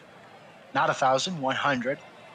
And flies out to center fielder, gets it a little lower. And Valor, that's over the center fielder. So that'll be a double. It looked like they caught that. But Christopher Brew strikes out. So the double is all New Orleans will get. Alderson will lead off for Death Valley with a single there past the third baseman. And Chris Jacob will follow it up with another single in the gap, and the runner will advance to third. So runners on the corners for DVS, no out. And that was hit to the second baseman, and he didn't even think about it. He just sent it right to first. Didn't even look at the double play. So runner at second, 1 out. Tex Walker easily caught by the center fielder for the second out, and then strikes out. And that'll end the inning. So just the double for DVS as well. Top of the fourth. Tie game. And Io Torrent will draw a walk. Geronimo hits one deep to the center fielder, but that'll be caught. And wow, Io Torrent advanced to second base there. He was moving. As Hafner grounds out to the shortstop for the second out, and Wolf will fly out to the center fielder. So a little bit of threat, but no run for New Orleans, and the game stays tied. New pitcher for New Orleans as Pleasance comes in and strikes out Trevor Duncan, who's still over. Matthew Edwards comes up, also over, and he strikes out as well. So Rodicus Scott, the fourth, up for DVS, and he will line out to the center fielder. So 1-2-3 inning for Death Valley, and the game stays tied. Top of the 5th, Beauregard leading off for New Orleans. And another strikeout. And DiStefano Jr. will come up to bat now. And he will hit it to the second baseman, but it's picked up easy. Second out, full count for Nazamed. And he draws a walk. So Valor will come up with a runner on first. 2 outs, deep, but the center fielder is able to range over and grab that. So the side is retired. Both pitchers really kind of set in here, dealing. Jay Doctor's up, grounds it to the second baseman. Alderson will come up now for DVS and hits one over the shortstop for the 7th hit of the game for Death Valley. Runner on first for Chris Jacob. That hits one to the shortstop. They get the fielder's choice, though, as they don't really think about the double play too much there. But Boss hits one screamed at the shortstop, who got a lot of action this inning. Catches it for the 3rd out. Ends the threat. Christopher Brew sends one to the 3rd baseman for the 1st out. There's Io Torrent, a little dribbler, and he played the bag, but he's out. So 2 outs now for New Orleans as Geronimo just smashed that one. 103 miles per hour. Hits a double to center field. And Hafner follows it up with a ground out. So the double is it. Bottom of the 6th, still tied. As soon as every inning, there's a hit and then nothing more. Full count for Tex Walker. Grounds it to 3rd baseman. Easy out. Up to bat here. Try to improve his 1-1-1 average, but he cannot. And Trevor Duncan will hit a fly out to the center fielder. So 1-2-3 inning offense at a dead stop. Top of the 7th, tie game. Exciting one here. Go ahead. Yeah. Strike out from W.R. Wolf to lead off the 7th inning as Beauregard got that 3 runs in earlier, does take a walk, continuing a pretty good offensive day. Beauregard does try and steal and is caught stealing, so runs themselves out of a runner. DiStefano Jr. pops up in foul territory, which will end the inning. So Beauregard with almost a mental mistake there. Potentially probably shouldn't have run, but we'll never know. Edwards has an 0 for day and continues that with a fly out to right. Scott the 4th with the double earlier will fly out to right as well. Jay Doctor will strike out swinging. We head to the 8th, still tied. Yeah, it's tied 3-3. The pitchers are locked in. Very much so, as pressing on the mound for Death Valley gives up a go-ahead, or I guess a leadoff walk to Hamid, and a follow-up to Valor. This could be trouble. Just as we were talking about the pitchers being locked in, this is definitely trouble as Brew hits this one to right center field, and that's going to be a triple, easy triple for Brew, and that is 2 runs. New Orleans takes the lead. Io Torrent, ooh, they're gonna walk him. Potential walk there for Io Torrent. Geronimo strikes out looking, runners on the corners, and most likely now double play depth for Hafner.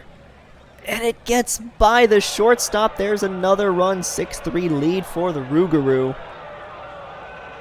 W.R. Wolf to continue this inning. That's going to drop in for extra bases, and that is another 2 runs. Put the score at 8-3, a 5-run inning given up by Troy Pressing.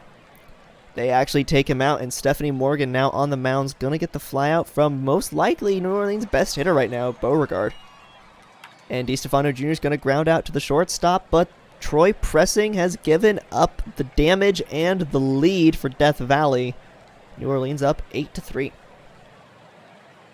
Trying to get things back going here for Death Valley. Alderson will ground out at second baseman.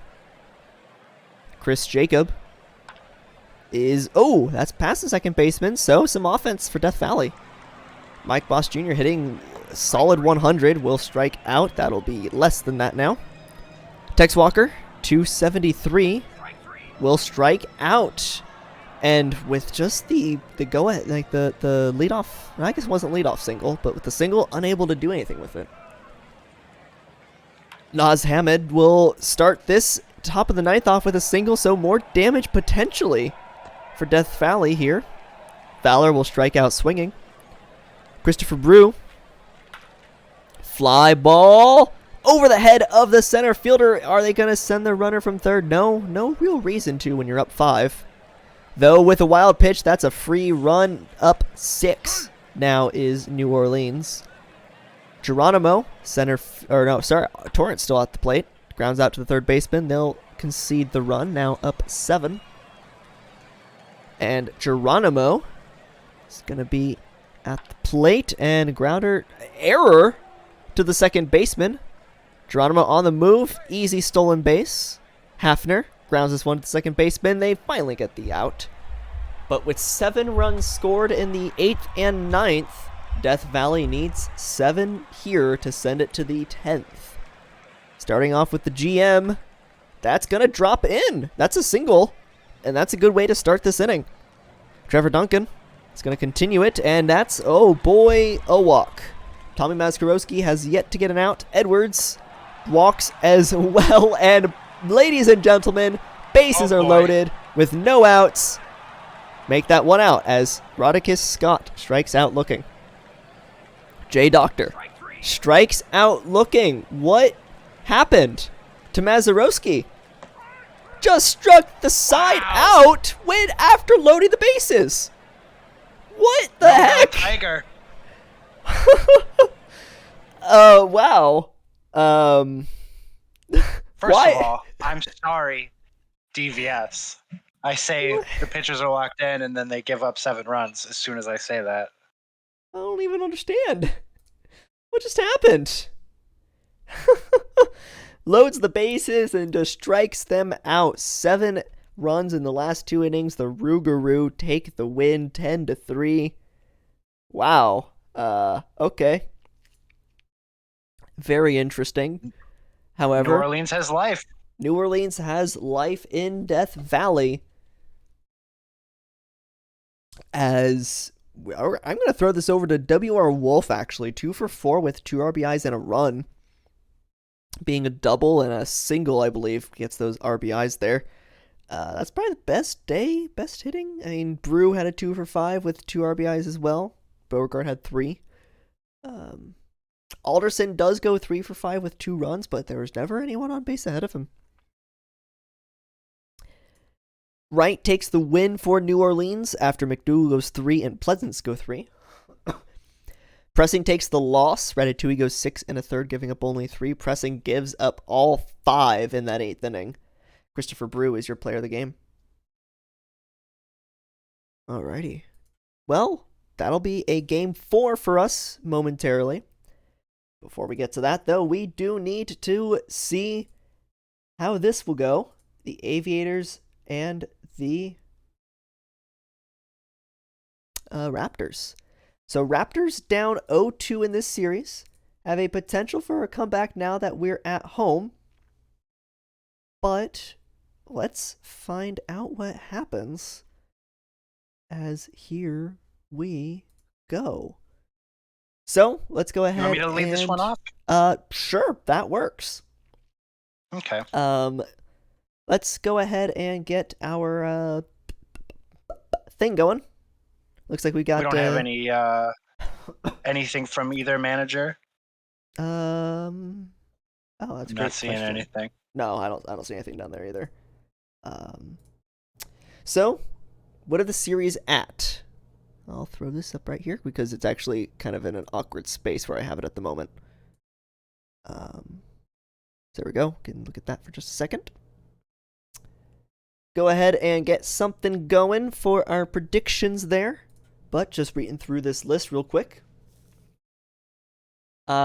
Before the Aviators took the first 2 games, this series was tied 5-5, now 7-5 in advantage of the Aviators. Aviators do take the first position for batting average, runs scored, stolen bases, OPS, opponent batting average, and strikeouts thrown in the conference. The Raptors take the first slot in on-base percentage, walks, and strikeouts, with the second spot in batting average, OPS, and starting ERA. Notable players to keep an eye out for, as I get a ping from Slack. Johnny Pluto set the single-season RBI record with 131 this season. Vivi Zielman crossed the 100-win mark this past season. Mike Litteris, with Outer Banks, broke the career doubles record, currently at 411. Willie Colon leads the conference in WAR and batting average. His WAR sitting at 8.0 and batting average at 337. And the Cologne and Klaus Bergen-Cannon together both crossed over the 200 career home run mark this season. So there we go. Give our a couple seconds there for this to go down. Was it strikeouts? Oh, I'm going the over on this. 15.5. I'm going to put 10 points down. You know what? No one's... a couple people. Yeah, I'll go the under just so there's points to give away. So here we go. Yep, we're good enough to start. So, overlay, series, host, co-host. Get that all back up. And yeah, you can go ahead, take the first two. We've got BNN off. Take 3 through 6. So, here we go. Let's see. Can Boise extend the series? We will find out. Dub City leads it off for OBX, but a strikeout by Chag Daly. Drakenberg up to bat now. Hitting 750 this series, but he will strike out as well. And Cologne will come up, and he will hit one to the first base. So Daly doesn't quite strike out the side, but a 1-2-3 inning nonetheless on very few pitches. And Toot Bland will lead it off for Boise. Pop out to center field. And then Bridget Westfall will round out to the second base. And Petro will pop out to the left fielder. So 1-2-3 for Boise as well. Quick first inning, and we head to the top of the second. As Klaus Bergen-Cannon will get a single right in front of the center fielder. Hot hitter stays hot. And Linus Riverboat blasts one deep, but caught by the left fielder for the first out. So runner at first for Mike Litteris. And that one just dribbles down the line, and he is able to leg out a double. So no run, but a runner at second and third, and a wild pitch will score a run. And Litteris will advance to third. So OBX gets a 1-0 lead, but then Dan Halen will strike out. And, I thought that was the third out. McGibbon will hit it to the shortstop and leg it out. So another run for OBX there. Runner at first, 2 outs, and McGibbon's on the move, and they got him. So that's it. But OBX does get 2 across, thanks in part to that pass ball there. And Johnny Pluto will lead off the bottom of the second with a fly out to right. And then a fly out to left for the second out. And Beecham will strike out. So quick, very quick, 1-2-3 inning for Boise in the bottom of the second. And we head to the top of the third with OBX up 2-0. Swift will ground out to the second baseman, and that'll be the first out. Dub Cities gets this one into center field. That's going to be a single with a runner on first for Drakenberg. Hitting 667. Wow. Dub City steals second safely. Drakenberg's going to get another hit. Make that 7 for 10. Cologne, Cenk Daly losing control of the ball there. Bases loaded with only 1 out for Bergen-Cannon. It's going to be a fly ball to center field. They don't test the arm. Riverboat grounds out to the first baseman, and the threat is over. Leave the bases loaded. As we head to the bottom of the third, Bodnar flies out to center field. That'll be the first out. Radiance Ham will take a walk. We're on first. Radiance Ham goes for the steal and is safe. Sack Justice will fly out to left field, and Ham will not go to third. Tootplan will strike out swinging, stranding Radiance Ham on second. As we head to the top of the fourth, Mike Litteris grounds. Oh! Past the shortstop, and that's going to be a single into center field. Dan Halen grounded the second baseman for 6-3. Double play. Easy double play for the Raptors. McGibbon grounds this one to the third baseman, and that'll be the end of the top of the fourth. So we head to the bottom of the fifth. Bridget Westfall will lead things off. Flies this one to center field. Oh, diving play in center field is going to be out. Petra Sabor will ground this one to the shortstop. Johnny Pluto, fly ball to right. And that'll be the third out. As we head to the top of the fifth, Tyler Swift to lead things off, hitting an 0 for this game and for the series. Grounds to the second baseman. The 0 for continues. Dub City hitting over 500.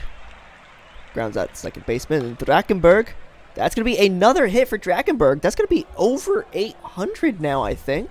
Assuming I can do math right. Nope. Sorry, I can't. It's 727. Cologne off the center field wall. That'll be a run. Puts the Aviators up 3-0 and a runner on second. Bergen Cannon to continue this inning, and that is going to be gone. A 2-run home run, and the first time in a while I get to show this off for this series. Home run for the Aviators. It is a 5-0 game. Johnny Toasty's now on the mound. Gives up a double, maybe a triple to Riverboat. Just a double. Mike Litteris is going to strike out swinging and strands Riverboat on second. Not that they need the extra run support right now. Up 5-0. Heading to the bottom of the fifth. Can never have too many runs. That's very true. Orem gets the first hit for Boise. No hit anymore as Orem gets this first. Beecham takes a walk. Runners on first and second for Bodnar. Fly ball to center field. That'll be the first out. Radiance Ham to continue this inning. It's going to be a fly ball to center field. That'll most likely be the second out. It is. Sax Justice hitting 333. That's going to be caught by the shortstop, but safe at first. Bases loaded for Tootplan, who grounds out to the first baseman, and that'll end the inning. So the Raptors no longer being no hit. However, down still 5-0. Dan Halen is going to ground this one to the shortstop. That'll be the first out of the sixth. McGibbon, grounder to the first baseman, second out. Tyler Swift still an 0 for 9 as they strike out. Bridget Westfall will be up at the plate for the Raptors in the bottom of the sixth. Little blooper to the pitcher. They barely get the out at first. Petra Sabor will ground out to the shortstop. That'll be the second out. Johnny Pluto hitting over 500 will get the Raptors' first run in this game with a solo home run to right field, 404 feet. Puts the Raptors on the board. And now hitting about 600. 7 for 12. It's a 5-1 game with Orem at the plate. Orem will strike out swinging, contributing to the over and under. And that ends the sixth. Going to the seventh. Pass it back over. All right, so Dub City will lead it off for OBX with a grounder to shortstop. Drakenberg comes up with that beautiful batting average that he will increase even more. So he'll take first. Willie Colon, Drakenberg is running. So Colon will step back into the batter's box, and he will hit one into the corner. This will be extra bases. Run scores for OBX. Colon round second. He gets a triple. Bergen Cannon comes up. He's hot after that home run. He wants more. He gets more. Got a single. Cologne scores. OBX up 7-1. And here comes Linus Riverboat. He's 4 for 11 this series. And he will fly out to center field for the second out of the inning. So Bergen Cannon still at first. And Litteris will strike out. So OBX adds 2 more to their lead. They're now up 7-1. Bottom of the seventh, and Beauchamp is leading it off and will strike out. Rips Bad still in the game, pitching very well here. Bodnar now comes up to the plate, and he will hit one as the right fielder will run on over to grab it, and then Radiant's Ham will strike out. So another quick inning for Rips Bad, and it's top of the eighth, 7-1, OBX lead. Halen hits one in between the shortstop and the third baseman. That'll be on first. McGibbon hits one deep to right field, but that'll be caught. First out.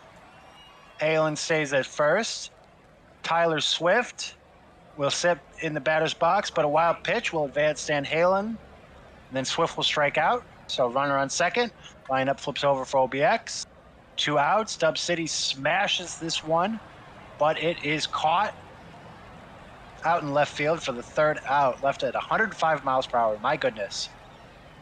Bottom of the eighth. Boise really needs to get something going here. Backs against the wall. Down 7-1 and a strikeout to lead it off. Will not get it going. Not what you need there. So Toot Bland comes up. He's 4 for 13 this series. Needs a hit. Doesn't get it. Bridget Westfall will get this one. Nope. It's popped out to the shortstop. So nothing in the 8th. So Ray's Funk comes in and pitches a clean inning in relief. Top of the 9th. Drakenberg. A rare out by him. Cologne will hit this to the right field, and it's caught. Diving catch. Bergen Cannon, might be able to hit that one out. Oh, but he's just running in molasses. So he gets caught at first, and Boise's got 3 outs now to score at least 6. Make it 2, as Petra will strike out to begin the bottom of the 9th, Johnny Pluto comes up. Sole bright spot, Boise really, but will strike out there, and Boise's down to their last out. Aram, the DH, will strike out, and that's it. That's all she wrote as Boise's going home. OBX gets the clean sweep here, winning 7-1 with a dominant performance in this game and a dominant series. Aviators cruise to conference finals with sweep, and it felt like it. Tough to see Boise go there. So for the hitting, we saw Drakenberg, great game, 3 for 5 with 2 runs. Finishes the series hitting .692. That's remarkable. Bergen Cannon also goes 3 for 5, had the home run, the 3 RBIs. For Boise, just the 3 hits, Pluto, Aram, and Justice. Not a lot going for them in this series and in this game. On the pitching for OBX, we saw a great game out of Rips Bad. He pitched 7 innings, gave up 3 hits, 2 walks, and the run. Ray's Funk with 2 perfect innings of relief. Over for Boise, Chunk Daly gets the loss, gave up 5 runs, 9 hits. And Bergen Cannon, we saw that big home run, broke the game open. He'll be your player of the game. So congratulations to Outer Banks. They will advance. Yep. As with Boise exiting in a 3-0 sweep. That leaves us with 1 game left on the day and 1 more series that we don't have to worry about. Don't forget to turn on BNN this game. You can't make me, Shu. You're not my boss. Oh, it's his birthday. Give him BNN. Oh, that's all right. That's fair. It's his birthday. Quick sim Indy. Yeah, if you want. Game 3, Indy versus Detroit. I don't want to call this game. I'll take it. I'll take the full No, it's thing. okay. It's all right. All right. They're being on at the Demon's Lair at Laser Park. What do we got for stats? We've got... There we go, Detroit Indy. Head-to-head, so... What's interesting here, Detroit leads this 8-4 in the regular season. However, with the 2-0 lead that Indy has right now, that is an 8-6. Still series lead for Detroit. However, now that we're at home for Detroit, anything is possible. Could be a 3-0 sweep for Indy, could be a reverse sweep for Detroit. We don't know, we'll have to find out. As Detroit leads in strikeouts and stolen bases, as well as is runner-up in runs allowed, bullpen ERA, and opponent's batting average. Indianapolis leads in batting average, OBP, ERA, opponent's batting average, walks allowed, and strikeouts thrown. Things to look out for these teams. Molly Mitchell in Detroit, as well as Victor Herrera and Ricky Vaughn. Mitchell broke 1,500 strikeouts this season. Herrera crossed the 250 stolen base mark, and Ricky Vaughn tied the conference lead with 17 wins. Michael Dion, who is not pitching, and neither is Ricky Vaughn in these two games, were actually tied for 17 wins. Doug Danley, who is also not pitching, is the second in the champions in strikeouts at 191. BNN is on, BNN is on, BNN is on. People have asked for BNN to be on, BNN is on. I was pinged. Where was I pinged? I was pinged down here. BNN on. Probably BNN on. to put BNN on. BNN? BNN. Got pinged like 5 times to turn BNN on. Alright. I'll turn BNN off then if you guys don't want BNN to be on. I mean, if they really don't want it. Yeah, I don't know why. People don't seem to want BNN here. Total steals at 3.5. Oh, that's an over. Oh, goodness. Smash that over button. This is Detroit. It's true. They're going to have 1 steal. All right. Hope that Firehawks GM's really contemplating what to do for their next game. No, I saw. It's all already in, so. Oh, all right. That's fair. Yeah. He didn't ping, though. Oh, so maybe we shouldn't even bother. Yeah, that's right. Streamer's telling everyone over.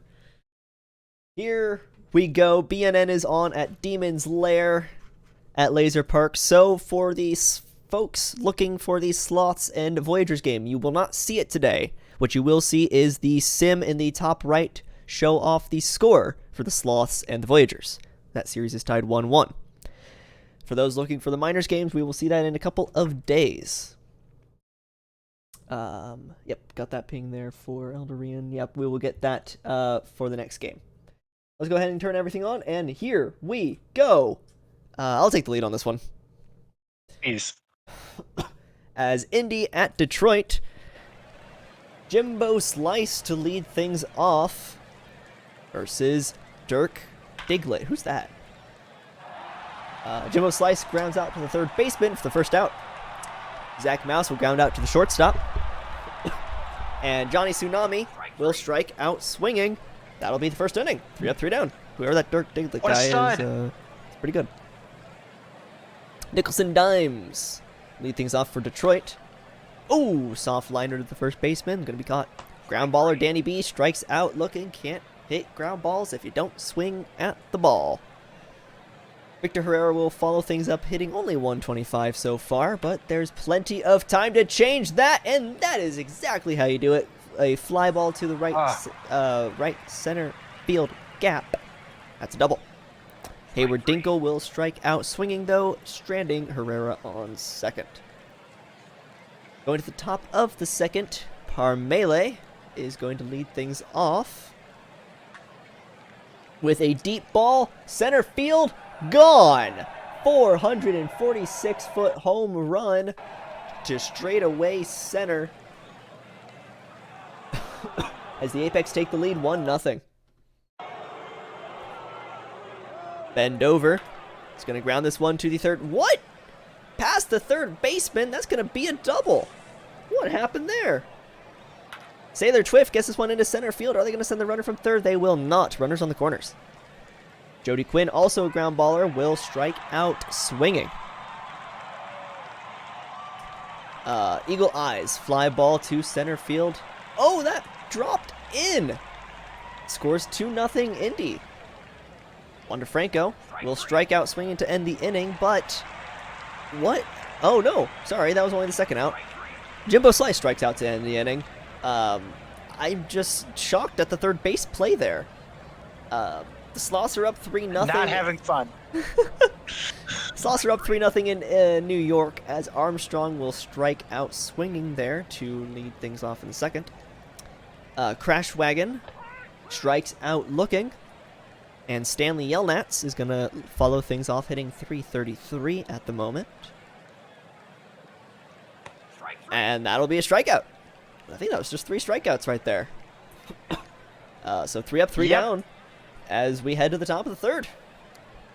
Lagoo's pitching very well so far. All right, so Zach Mouse leads it off for Indy with a right in between the center and left fielder. Left fielder grabs it.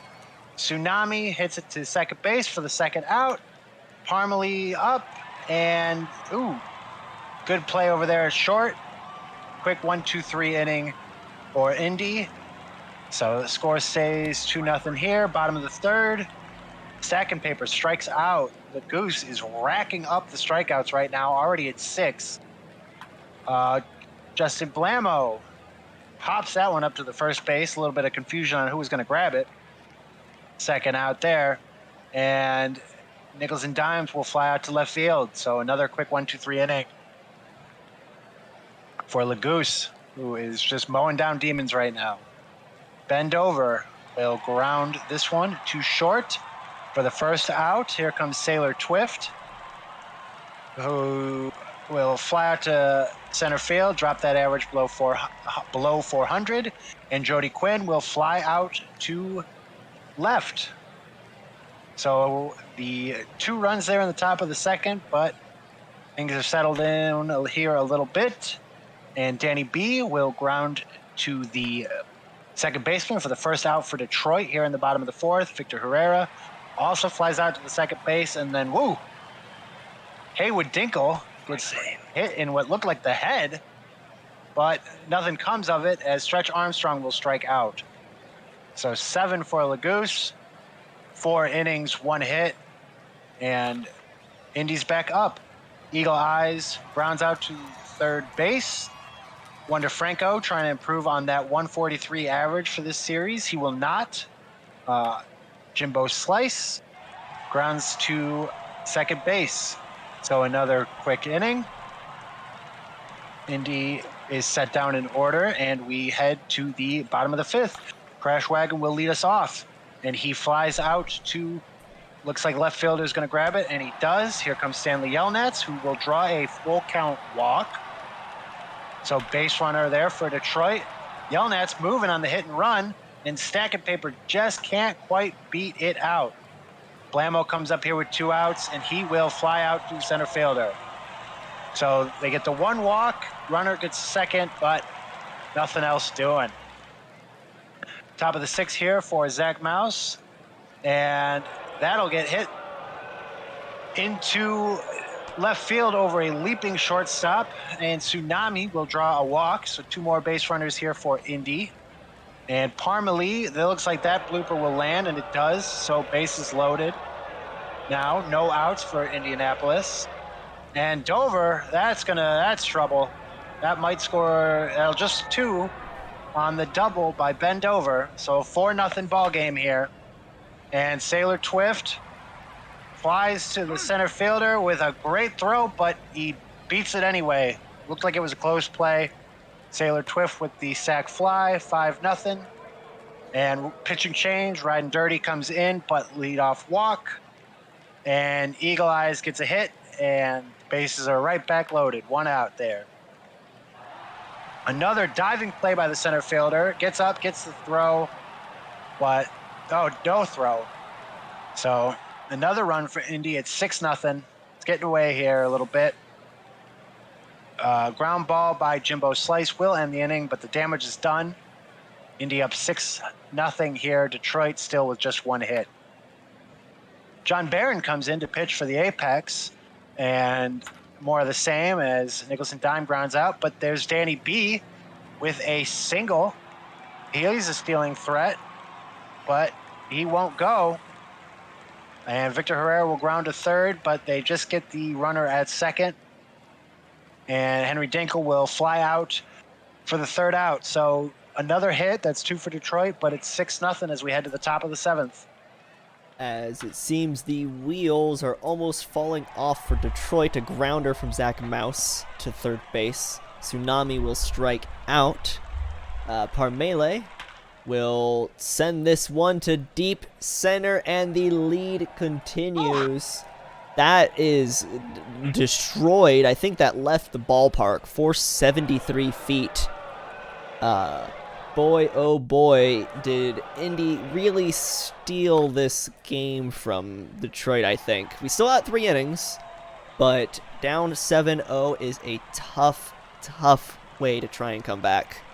The Voyagers, meanwhile, are up 7-4 over the Sloths. The Sloths had a chance. I did see some bases loaded innings, but were unable to score. Armstrong flies out to center. Crash Wagon, an 0-for-7 appearance in the playoffs, strikes out.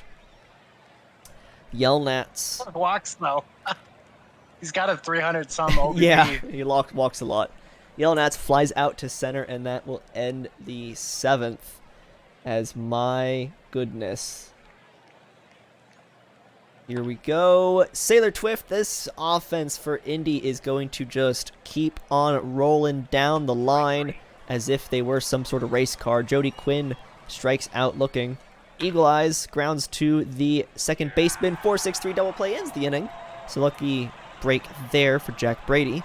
But as we head to the bottom of the 9th, or bottom of the 8th, Stack and Paper, grounder to the first baseman. Blammo strikes out looking. Nickels and dimes, hopefully trying to get on here. Maybe just an opportunity for Detroit to get any sort of offense going. Nickels and dimes grounds the second baseman, though, and Indy holds their lead. The Sloths have taken a run back. It is now 7-5 in New York. See if that continues. Wonder Franco grounder to the shortstop. That'll be the first out of the top of the 9th. Jimbo Slice. That gets past the third baseman again. That's 2 plays now. The third baseman probably should have had the ground ball.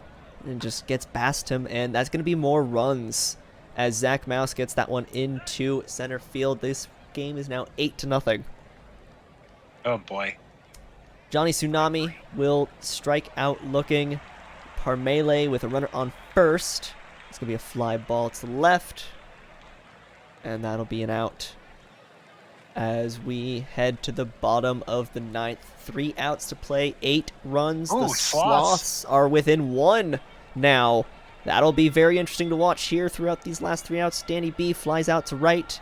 It's going to be an out. Victor Herrera. That's going to drop in for a single. Some offense for Detroit.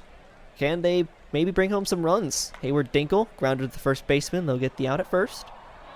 Armstrong with a runner on second, strikes out, and another sweep.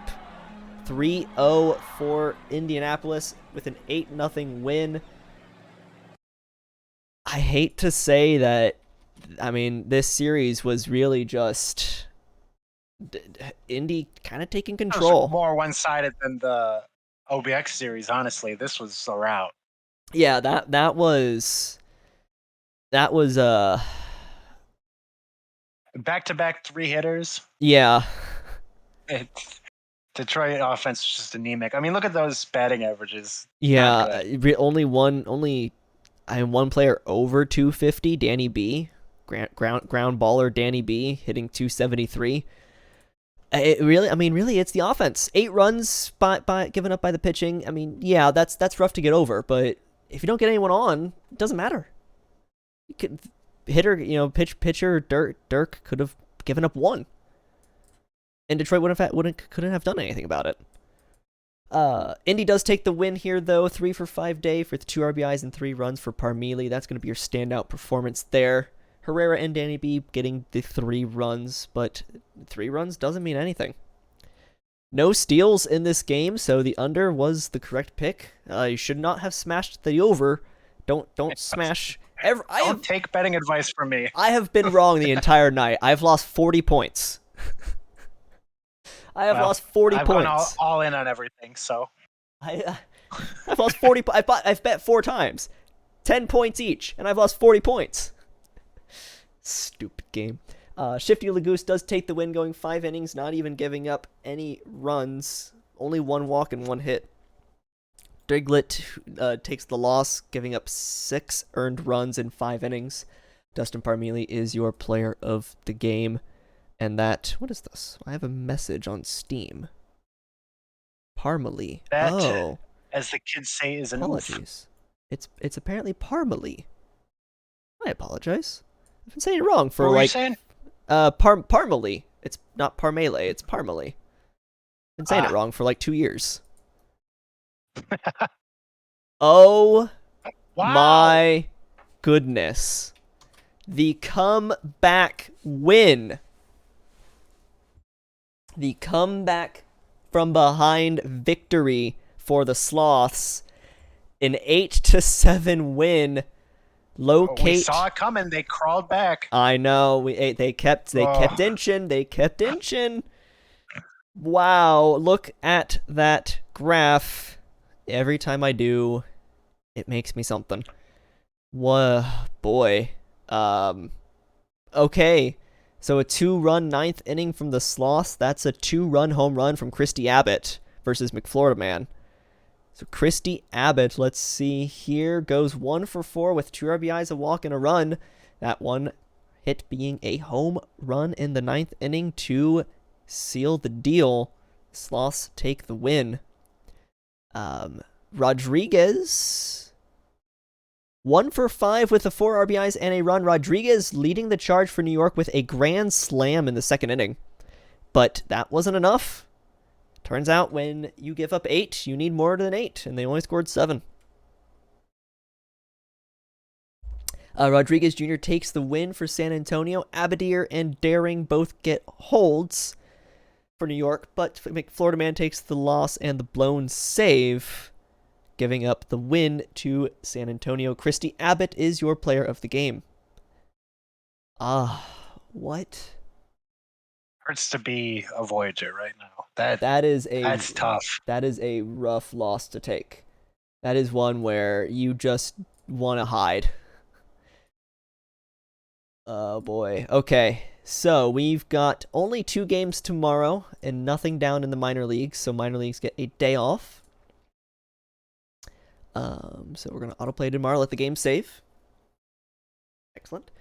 So we got a Legends Conference game and a Champions Conference game. We're just going to go in order as they appear, as we've not seen the Sloths and Voyagers. However, New Orleans, we got a follow from Ready Defoe. All right, Rougarou says, before our next game, do this now, just so I don't have to later. Also, Sloths Voyagers. Now would be the time if you want any... If you want any changes, please do so. Yes, New Orleans had a... Yes, I'm doing New Orleans right now. We're going to do Sloths Voyagers first because, yes, they haven't been on stream yet, Joe, so you are 100% correct. So we'll be showing you guys first. Just need to do some changes here. Quick sim both. Hey, don't tempt me. I'll go have dinner early. For our next game, we want to change Matty Defari's relief hook to +2. Okay. Rougarou, here's your changes. So Defari, +2 as a reliever. Bop. Bop. +2. Override. Save game. Okay. I mean, I already did. Also, his role needs to be middle relief used more often. Is that Matty Defari?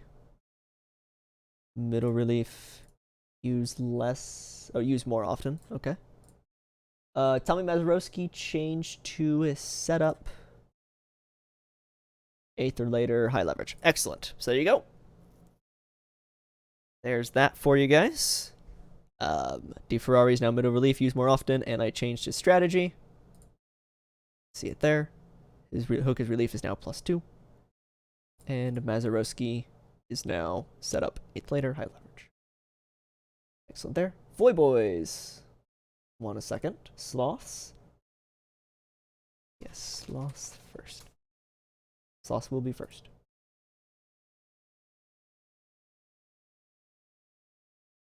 I also need to go turn BNN off, so I'll do that. Voyagers do want a second, though, so before I start this game, they were taking a quick moment to confer with their managers to talk about what it is they want to do.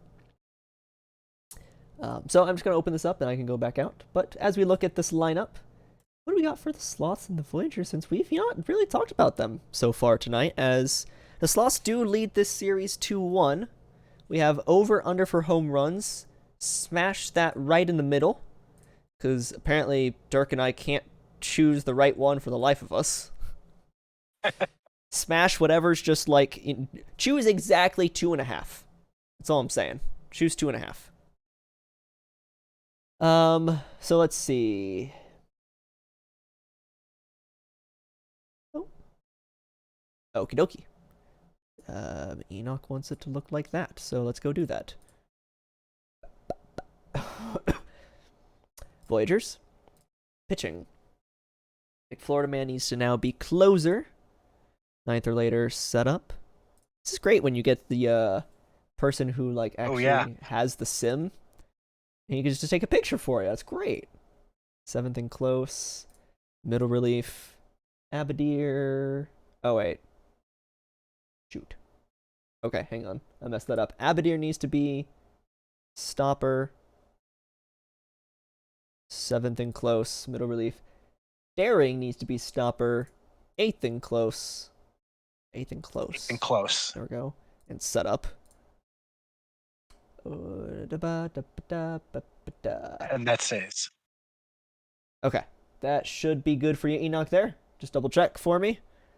Just gonna swap it around so it looks like how you have it. Apparently not, though. Excellent. Good there. Sloss didn't want it. Doesn't look like Sloss want changes. Josu, unless you got anything. I'm gonna read out my stats. And by the time I'm done reading out the stats, we'll get going. Make sure BNN is off again, because I don't want to accidentally sim the Detroit or the DVS game. All right. Head-to-head here was 6-4 in favor of New York, with 2 wins for the Sloths. That makes it 8-4, with 1 win for the Voyagers. That makes it 8-5. Wait, no, I did math wrong. It is 7-6 in favor of the Voyagers. It was 6-4 in favor of the Voyagers during the regular season. Voyagers lead in home runs for the Legends and are in second for slugging, runs scored, strikeouts, and home runs allowed. Sloths lead in ERA, starter ERA, runs allowed, and home runs allowed. San Antonio still career OBP and OPS record holders. That may change, but San Antonio is having a wonderful season, a wonderful career so far. Windsor for the Sloths leads the champions in wins, 15 this season. We're going to see Windsor start this game. Rusty Kuntz for the Voyagers, their DH, crossed over the 200 career home run mark this season.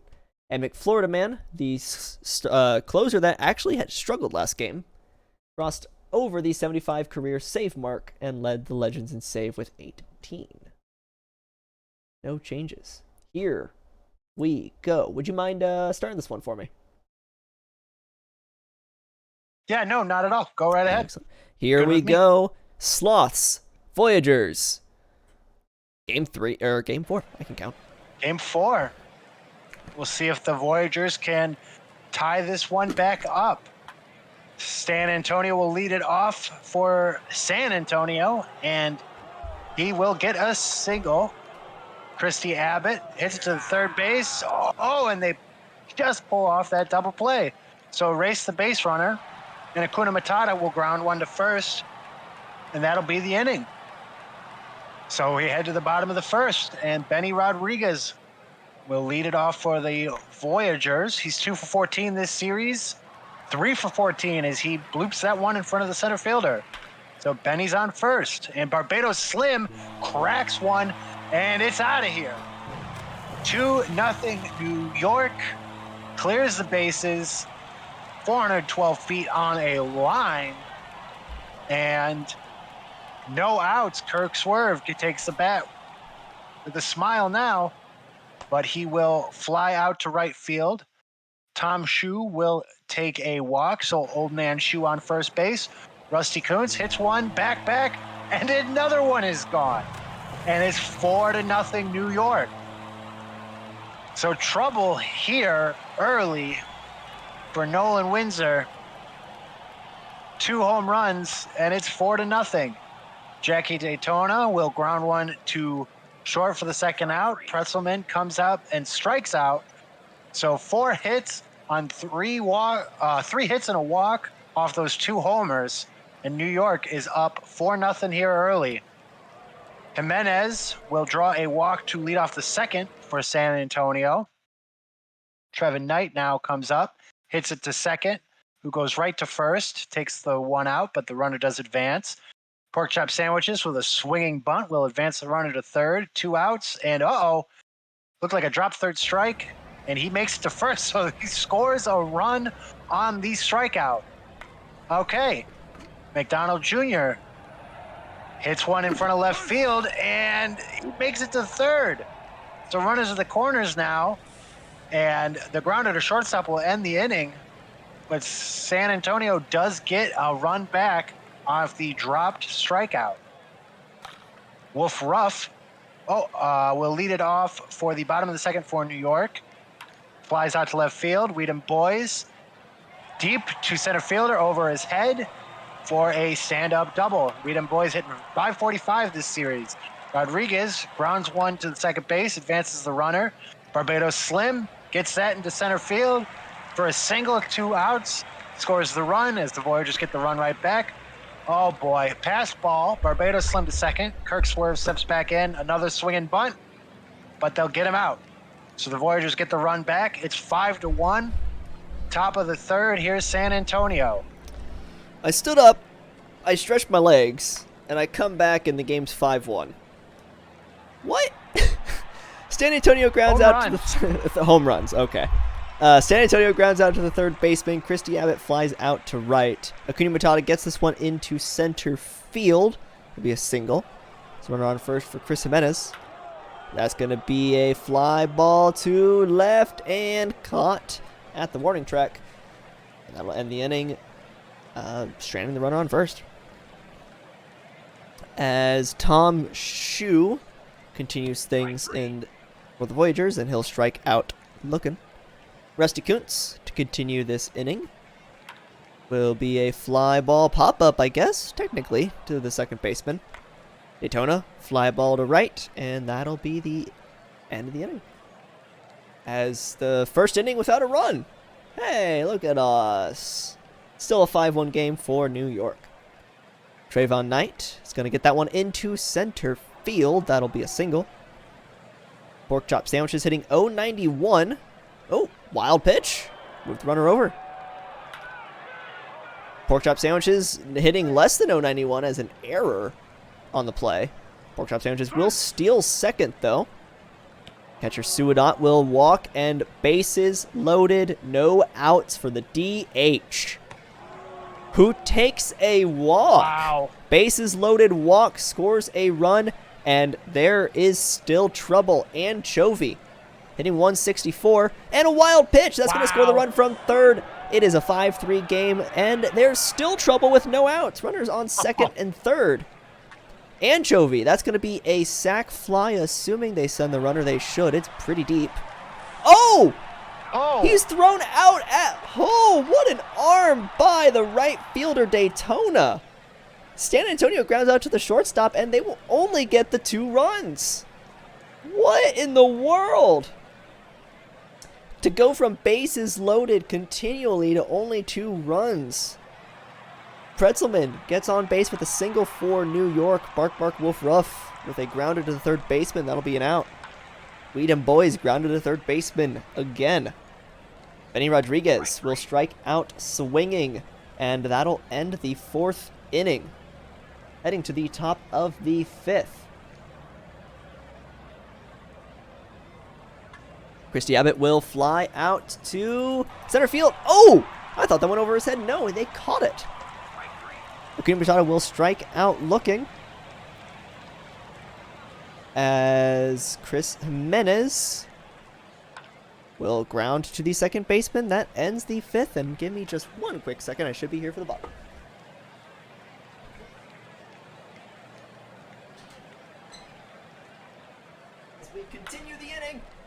Looks like Slim is going to ground out to the shortstop. Kirk Swerve's going to fly this one to left center. That's an out. And Rusty Kuntz to left field. Or no, that's Tom Shue. I can read. Shue to left field. That'll be the end of the inning. So I didn't miss much. Trayvon Knight. Fly ball to center field. That'll be an out. Pork chop sandwiches. Fly ball to left. That'll be a second out. And Suadot. Pop up. Fly ball. Who wants it? Left fielder will take it. End of the sixth. That's inning and a half without any runs. Let's see if Voyagers can get anything. Yeah, they will, as Kuntz flies this one to deep left field, and that is out of here. 423 feet for a solo shot puts the Voyagers up 6-3. We've been here, though, before. Last game, as a matter of fact, the Voyagers were up late. Daytona flies out to left. Pretzelman will strike out. 2 outs in the inning. If I were the Voyagers, I want some extra insurance runs. 3 may be enough, but it's potentially not.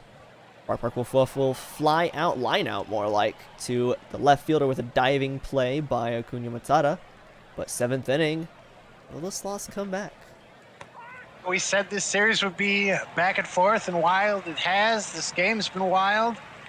McDonald strikes out there for the first out. Anchovy up to bat now for San Antonio, and Anchovy will draw a walk. So runner at first, 1 out. There's a single by San Antonio.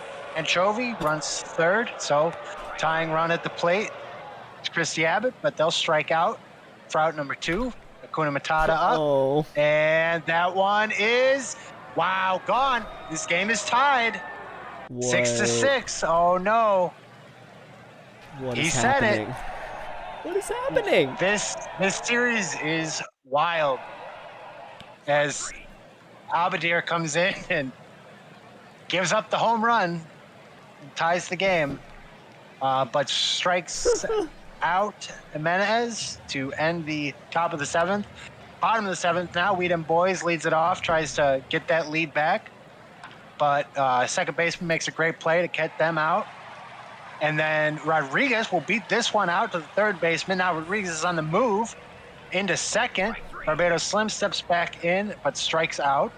So Rodriguez still on second, 2 outs. Kirk Swerve in the game and will foul out to the first baseman. So runner on second, but nothing doing for the Voyagers. Top of the 8th, game still tied. Trevor Knight leads it off for San Antonio, and he gets it through. And that's another base runner. Pork chop sandwiches strikes out. Runner at first. Can they move him? Oh, that's a double play ball. And that's all you need. So that'll end the top of the 8th. And the cheese gets a little more binding here. Tom Shue leads it off. Whoa, right past the first baseman. I don't know why he didn't have it. Maybe it was how hard he hit it. Rusty Kuntz gets one in front of the right fielder. Trouble brewing here. Runner on first, second. But Jackie Daytona strikes out. A pitching change. Glenn Davies comes in. Gives up a single to load the bases. So Wolf Ruff comes up. Bases loaded, 1 out. And that might be enough to take the lead. The runner's going. He's going to beat it. Voyagers up 7-6 here late. Runners at the corners, 2 outs for Weedham Boys. Oh, no. Okay. Oh, my goodness. Yeah. All right. So they attempt to pick off. Bad throw. Runner makes it to second. Runner comes in from third. And now the Voyagers are up 2 on the error. And a strikeout will end the bottom of the 8th. But that doubles the lead for the Voyagers. So the Sloths are down to their last 3 outs. Get a leadoff walk from McDonald Jr. Anchovy. It's a grounder, safe on the fielder's choice. And oh boy, What is happening? San Antonio with a double. I thought that ball was gone. He's going to leg it out to a triple. That's 7-8 now. 1 out, tying run at third base for Christy Abbott. who hits a single and ties the game. I'm getting excited. We got a tie game here. Runner on first, one out. Hakuna Matata gets the one, but can't turn it. 2 outs. Hakuna Matata is running, so the go-ahead run is in scoring position. Fly out to right field, and that ends it. So the Sloths take back 2 more runs, tie this game. Voyagers with a chance to walk it off here with the top of their order, but Benny Rodriguez will lead it off with a strikeout. So Barbados Slim hitting 188. 1 out, comes up, and he strikes out. Kirk Swerve tries to end this game here in regular time, and he doesn't get the chance because Glenn Davies thumps him. So Tom Shue comes up. Kirk Swerve's running, and he gets caught. Why run And in the we- ninth inning? Why? And he gets, and so we will head to the top of the 10th. Trevin Knight flies out to left field. First out, pork chop sandwiches will draw a walk on the full count walk. So the go-ahead run is at first, and he runs to second. They strike out Sudat. McDonald Jr. will come up with 2 outs. Wow, and the runner stays at third, so runners at the corners, 2 outs. Sloths need a run here, and they don't get it. Anchovy lines out to the third baseman, bottom of the 10th. And Tom Shue will start it off. How do you not send that runner? I know. And Shue strikes out. So Rusty Kuntz here, bottom of the 10th, 1 out. Glenn Davies still in, and he walks him. So the walk-off run is at first base as Jackie Daytona strikes out. Peter Pretzelman strikes out as well. And we'll head to the 11th.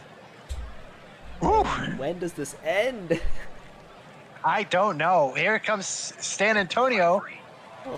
Another strikeout. Burning through the bullpen here. Phil Graves is in now for the Voyagers. Christy Abbott will come up to bat. Hits one to first for a ground out. Kuna Matata will be out on a diving catch. San Antonio goes down in order here in the top of the 11th. Bottom of the lineup for the Voyagers now. Wolf Ruff, Whedon Boys, and then Benny Rodriguez. Wolf Ruff will strike out. Glenn Davies still in, now pitched 3 full innings. Nope, we get Shoto Todoroki, who comes in and starts us off with a walk. And Benny Rodriguez hits a sky out to left field, but he's out for the second out of the inning. And now Whedon Boys is running, and a bad throw, and he goes to third. Oh boy, Barbados Slim. Oh no. And he gets it down, and the Voyagers will walk it off in the 11th. A walk-off single by Barbados Slim. The Voyagers tie the series. We're heading to a game 5. Wow. What did we I'm just speechless. watch? What a game. What was that? What a game. I'm probably screaming into my microphone. That was amazing.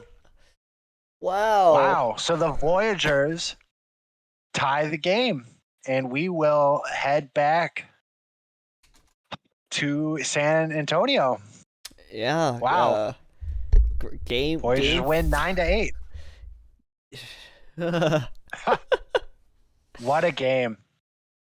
Wow. I don't even know Wow. what to So- say other than wow. I'm turning into hummus. What do Yeah. I say about that? What do you say? We're all hummus here. Wow. I mean, just San look at Antonio. this. Yeah. Hakuna Matata, 2 for 6 with 3 RBIs. A lot of good hitting performances over there for San Antonio. For the Voyagers, Barbados Slim, I mean, he's going to have to be your player of the game, right? 3 for 6, 4 RBIs, the walk-off. Wow. How Holy moly. how do I do the LGB the gasp? My goodness. Oh, wow. They didn't give him, they did give a player of the game. That's crazy. Todoroki takes the loss for San Antonio. A year ago, Nolan Windsor started this game, gave up 6 in 5 innings. Whole Horse started for the Voyagers. He gave up 3 and 4 and a third, but Abadir gets a blown save. Daring gets a blown save. And then Greaves comes in and gets the win. Crazy game. Oof. How does we Barbados Slim not get player of the game there? I don't understand that. This game's weird. It's all it's about. This game's weird. 3 for 4, 3 RBI. That's fair, but come on, give it to the guy who walked it off. Yeah. Whew. Woo. Well, I need a sip of water. Yeah, I could understand. That puts the Sloss and the Voyagers on notice. You guys have an off day coming up, so we can take a look at whatever your pitching staff's stamina is at that point. But puts you on notice for what changes you would like. As we take a look today, though, we still have a Rougarou Scorpion game and... Oh, nope, the California Firehawks and Brew City Bears is still tomorrow. There's still one more off day for them. Boy, I feel like it's supposed to be over by now. Can I check that after we get to the day of the game that is? Yes, you can. Well, we have one more game today, yeah! Rougarou Scorpion! Boy. Nakamura versus Justin Sims. Pitching goes the way of the Scorpions. Same with slots 2, 8, and 9. Rougarou take everything else for the most part. 3 through 7 with a tie at the first slot. Hi, Bex. Hello. Let's see. We've talked about the Scorpion stats already. Let's get a real quick prediction up and running, if you guys want to do that. Choose a low timer, so that way we can get this game underway. But... I'm just still. What do you do? What do you do as the Voyagers? I mean, as the Voyagers and the Sloths. The Sloths come in clutch to tie the game. The Voyagers start to lose it, and then you walk it. I mean, I don't know. That is going to be an interesting series to watch. Game 5 of. And then you even have this series. Goodness. Total strikeouts of over under 15.5. No more betting advice from us. I'm smashing. What am I gonna smash? What do I want to smash? Over or under? I'm gonna smash a button. I want to leave it secret. Putting 10 points down. Yeah, it was the Sloss to lose. They're back at home, though they did split at home. It was 1-1. So Voyagers will hopefully maybe take game 5 from the Sloss, or not hopefully. I'm not rooting for either team really here. My team's already out. I mean, as a Voyager fan, hopefully you take game 5 at home or away. As a Sloth, you're hoping, okay, well, we can walk it off. We can walk away with the win at home, but you take that split. I guess you took the split at the Voyagers as well. Looking forward, though, we have NOLA at Death Valley. Death Valley taking both games from NOLA away at the Rougarous. New Orleans taking one game from Death Valley in Death Valley. It's backwards. Death Valley hopes to walk things off here in the Danny Dividome, but let's find out. I'm going to get this game underway. Let's do this. We got nothing else. It's like, yeah, got nothing else. New Orleans and the Rougarou. Here we go. As Beauregard leads things off versus Justin Sims. That's going to be a strikeout. So good, strong start from Sims. If they can keep going like that, we'll have a good game. Paulo DiStefano Jr. will take a walk. Runner on first for Naz Hamid, hitting only 167. Though first, DiStefano will steal and do so successfully. This is out of here. No doubt about that one. Naz Hamid with a 2-run shot to right field. puts the Rougarou on top, and we may be headed to a Game 5 if this stays. Fidel Valor gets this one into center field. This first inning is going to continue. Christopher Brew will strike out swinging, and Io Torrent will strike out as well. So that's 2 strikeouts in this inning, and I think that's actually 3. I think one other player struck out as well. But the Rougarou have a 2-0 lead. J Doctor's going to start this inning off strong for Death Valley, get a single through up the middle. Elliot Alderson gets this one to the second baseman. They get the force out at second, but that's it. Chris Jacob hitting .500 will strike out, make that number 4. Mike Boss Jr. gets this one into center field as well. Are they going to send the runner to third? No. Runners on first and second for Tex Walker hitting .250. Gets this one into left field. That's going to drop in. Will they send the runner? They will. They're testing the arm of the left fielder. Safe at home. Elliot Alderson scoring from second. It's a 1-run game. Person man up at the plate. That one gets by the infield. They're going to test his arm again. Safe from second again. This game is already tied, and it's only the first inning. Trevor Duncan will continue this. He's an 0-for and stays that way. 0-for-12 now in this series. Gets the final out at first, but it's tied up 2-2. Geronimo wants to get that run back with a single into center field. Hafner gets this one into right field. I have a feeling that this is going to be a long, high-scoring game. W.R. Wolf will strike out swinging, make that number 5. Beauregard, 3-run shot, goodbye.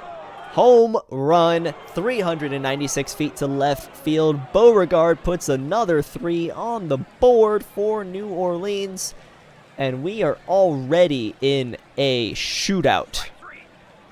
DiStefano Jr. will strike out, make that number 6.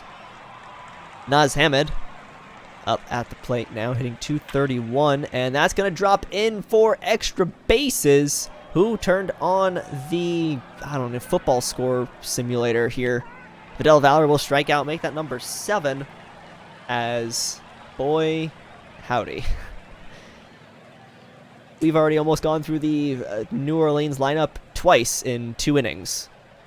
Edwards will fly this one out to center field. That's going to be the first out. Scott the fourth gets this one to the first baseman, being out. J Doctor hitting .400, gets that one past the first baseman. That's going to be a single. Can they continue what they were doing in the first inning? J Doctor steals second. He is safe. Second of this postseason. Alderson grounds out to this first baseman, though, and that's the end of the inning. The first half inning without a score. But we head to the top of the third, 5-2 New Orleans.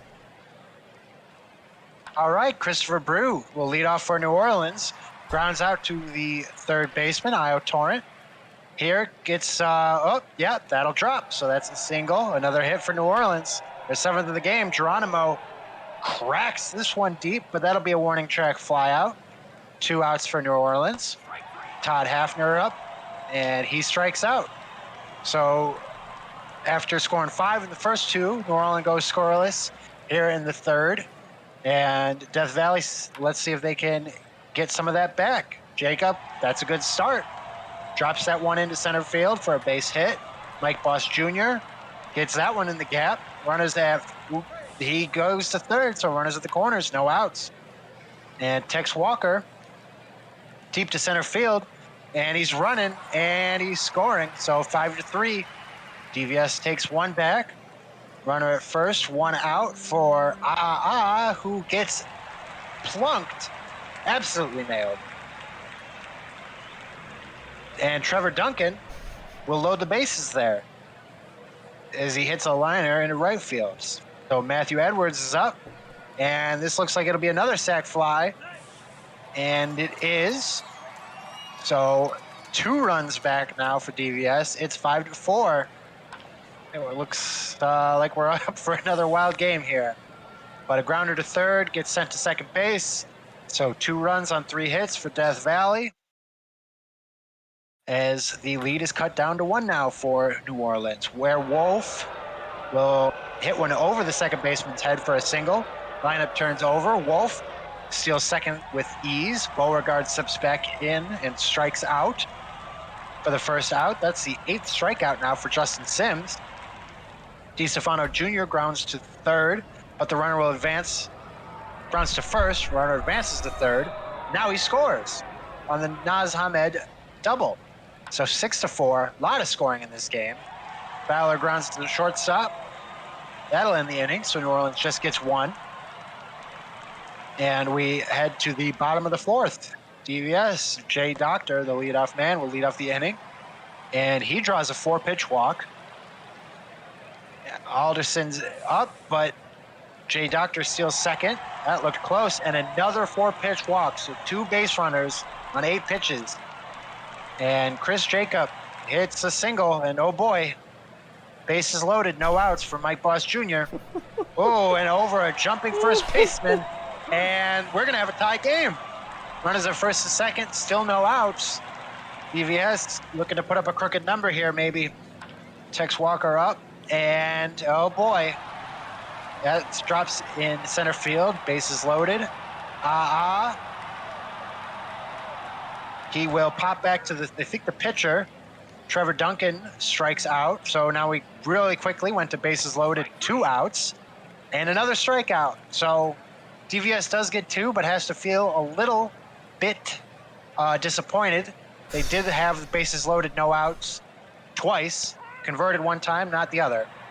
Brew strikes out on a bad pitch there.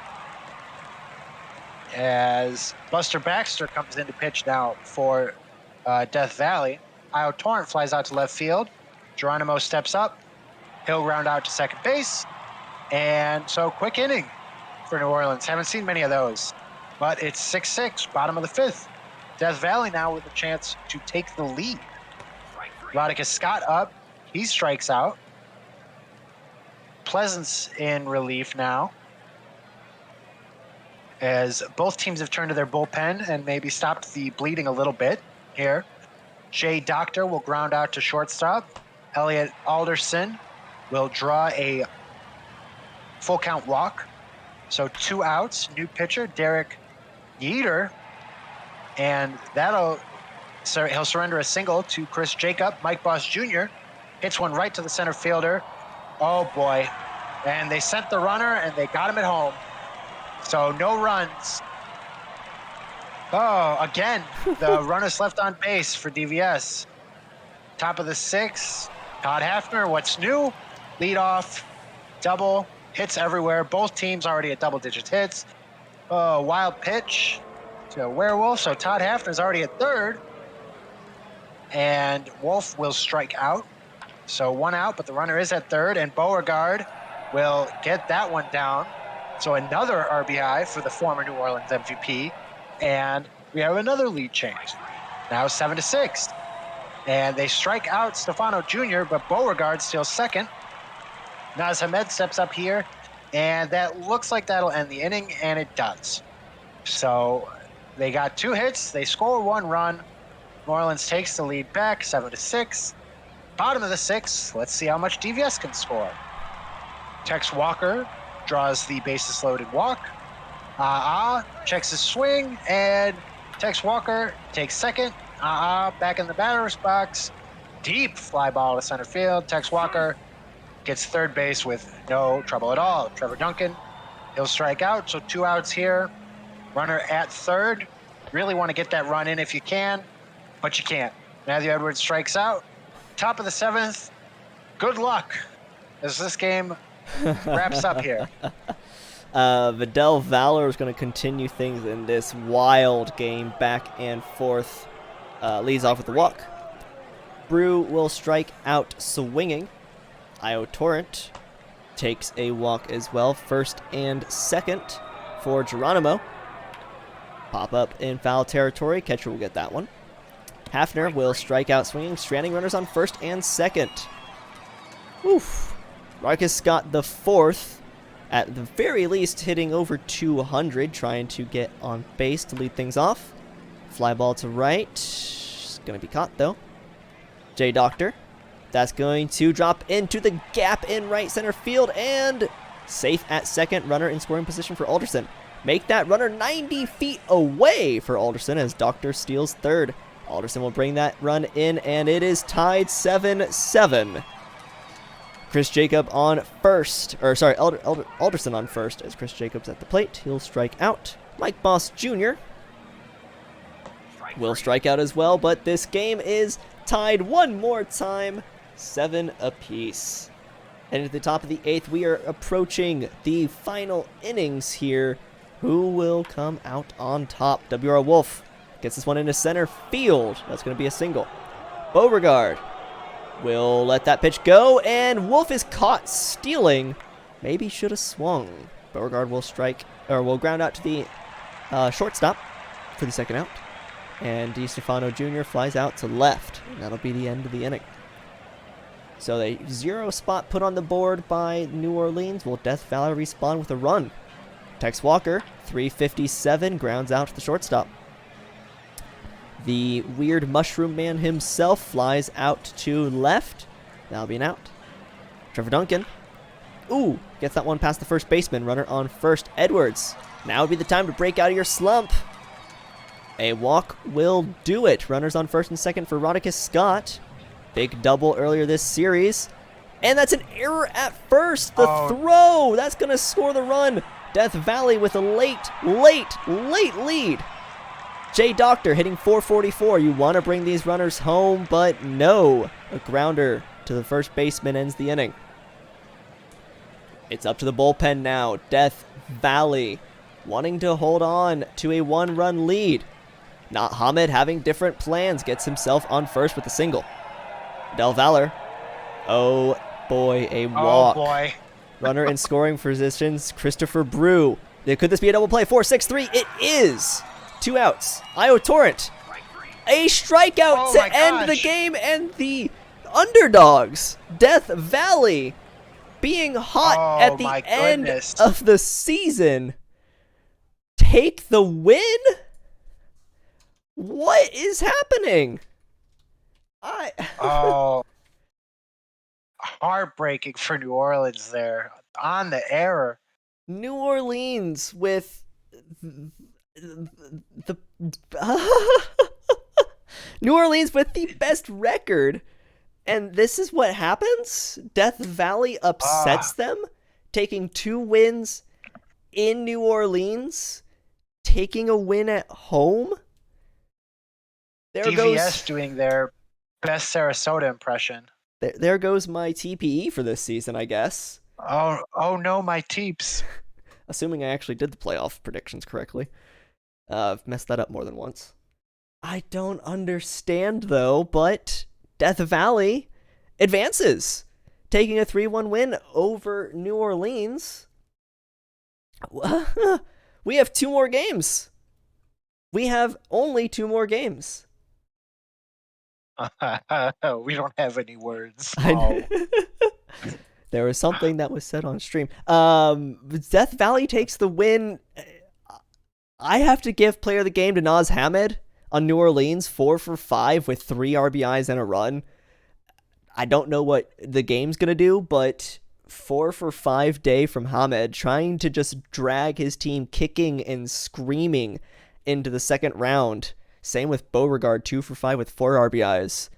That gets beat out, though, by Mike Boss Jr. and Tex Walker, 4 for 5 with 2 RBIs and 2 for 3 with 2 RBIs. Oh, wow. I have no words. I'm shocked. Mazeroski takes the loss, giving up the 1 unearned run late in the 8th inning. Morgan takes the win, going to the 8th and 9th. I don't understand anything that just happened. Mike Boss Jr. is your player of the game. What in the world? I don't understand. What is this?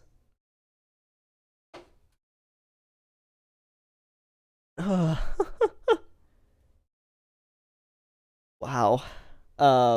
However, we have 2 more games. Next up is, let me just make sure it's not on this day so I don't mess it up. It's not. Still no minors? It is today now. It is this day. It's today all day. It's all day. I'm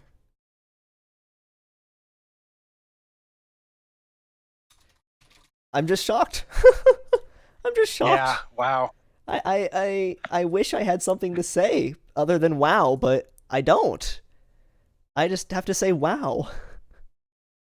But all right then. So here we go.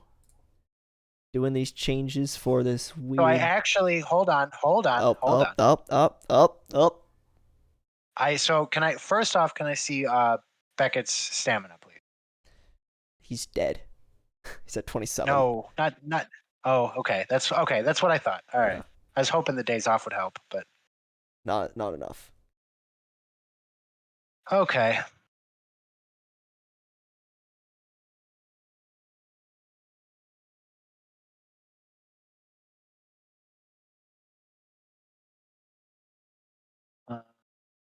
I think.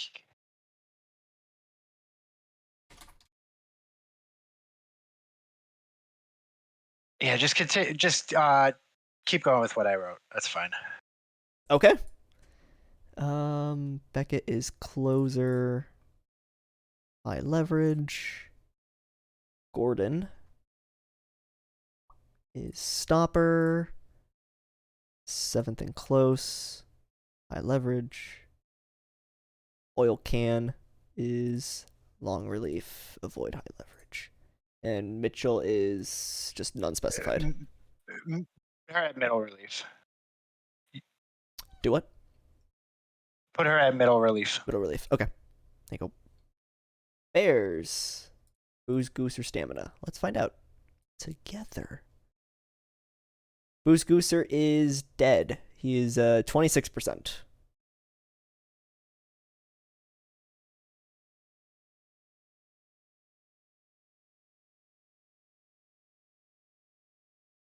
Oh, I left everything on accidentally. Let's get all this off.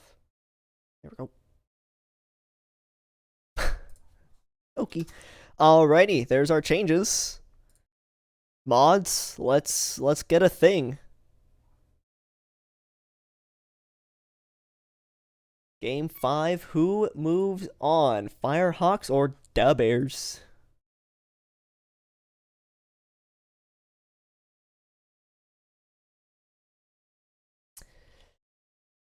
We have our first game 5. The Brew City Bears and the California Firehawks.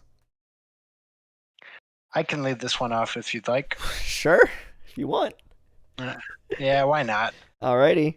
Gonna give just a couple seconds here to let this prediction go down, but you've seen him before, guys. You've heard the stats.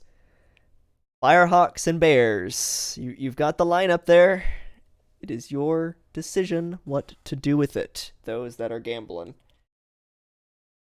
Oh boy. It's been a couple in-game days. Let's find out what happens here. Out of the park. Out of the park as Marcus Emerson gives us that sub.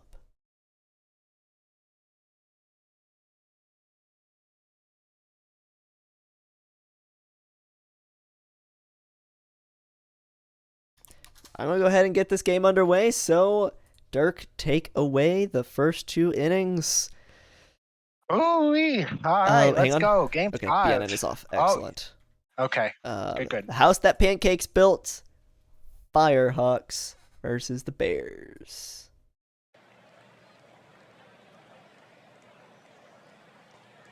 All right. And Sawyer Stern will lead us off, striking out. CJ Brandison on the mound for the Bears. Bubba Tree up to bat. He's been hot all series, and he hits this one deep and long, but not quite far enough, caught by the center fielder. And Kevin Dotson will strike out. So 1-2-3 inning for Branderson.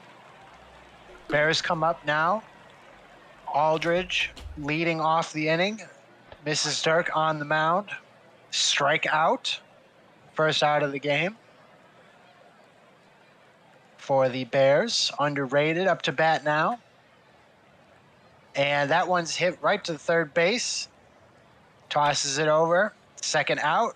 And a crack on that swing, but that'll be, got a little too much air under it. So 1, 2, 3, both sides. Top of the second. The Cheese hitting .412 this series, but he strikes out there. So Chris Smoove will be up to bat now for the Firehawks. And not enough good wood there. Center fielder will range over. Second out. And Pogger rounds to the first baseman. So 6 up, 6 down for Branderson. And the Bears will come up to bat with McNasty leading off the bottom of the second. And that one will be caught by a center fielder running up. Emerson now grounds it to short, but they just can't quite handle it, and he gets a single. And that one will be over the left fielder's head for a double. Thinks about going home, but he stays. Sosa flies out to the center fielder. Jardine throws it in, but not quite in time, so the runner moves up to third, and the Bears score the first run of the game here. 2 outs, runner at third, and John Doe Jr. will fly out to center field. So mostly pitching and defense, but Bears do get 1 run. Top of the third here in this pivotal game 5. O'Steele's going to get this one into left field. That's going to be a single, leadoff single for the Firehawks. Martinez trying to get that runner around, but strikes out. Hardin, grounder to the shortstop. That's going to be the out at second, but that's all. Stern, that middle infield. Oh, Hardin steals second, though, and Stern going to fly out to center field, and that'll be the end of the top of the third. We head to the bottom of the third. Honda's going to lead things off for the Bears. And that'll be a strikeout. Aldridge going to try and get on base for the Bears. Hitting .278. That's pretty good. He strikes out as well. So 2 strikeouts for Mrs. Dirk. I think that's a total of 3, actually. Underrated. Hitting .300. Flies out to left field. And that'll be the end of the bottom of the third. Bears hold on to their 1-0 lead, but 1 run doesn't mean too much. Bubba Tree will pop this one up in foul territory. Fair territory, actually. Third baseman gets that one.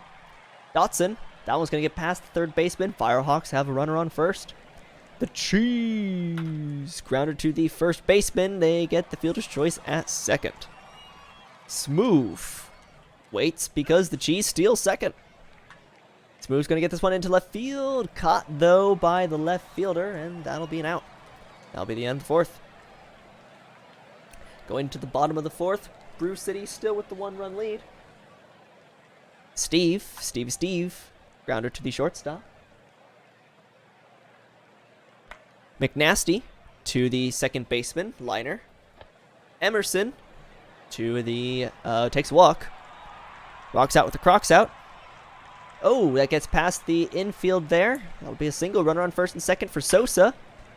With the runners on the move, he flies out to left. Sorry, I know my directions. That's right. And that'll be the final out. Left, right, they're the same thing.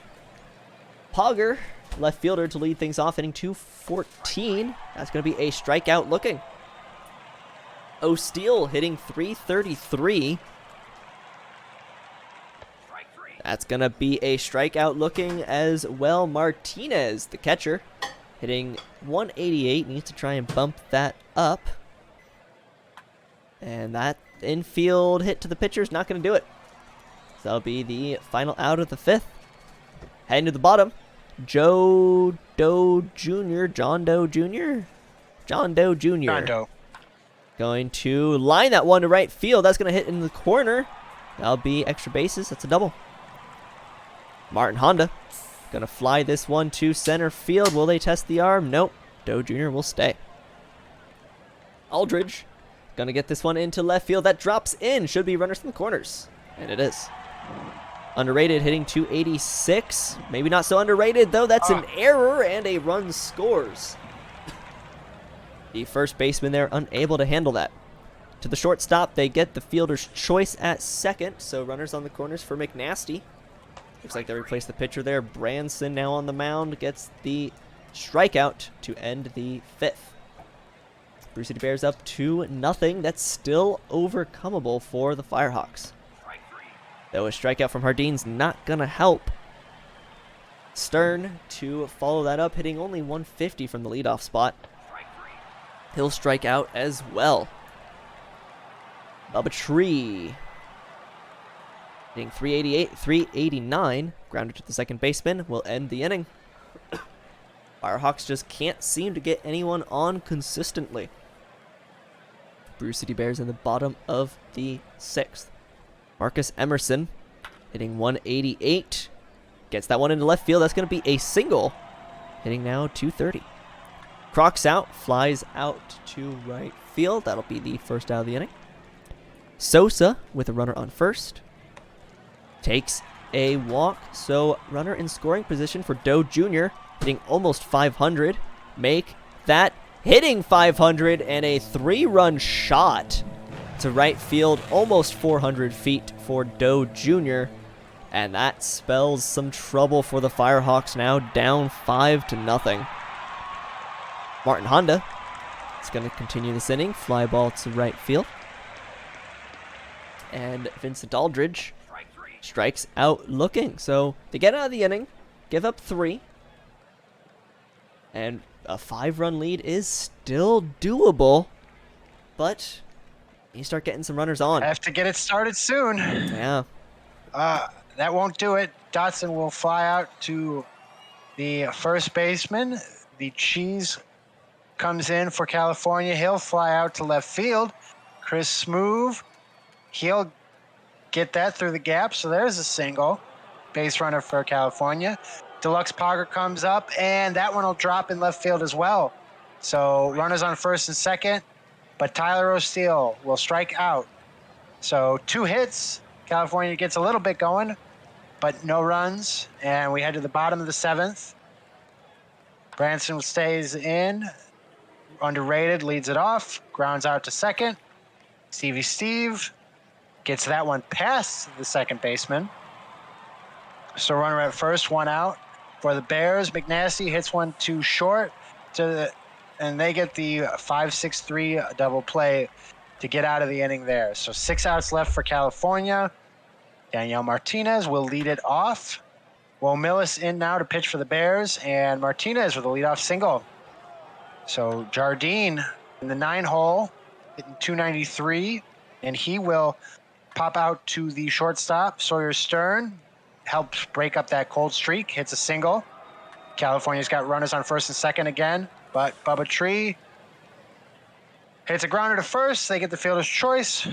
And there will score a runner for California on the single, but they advance the runners on the throw.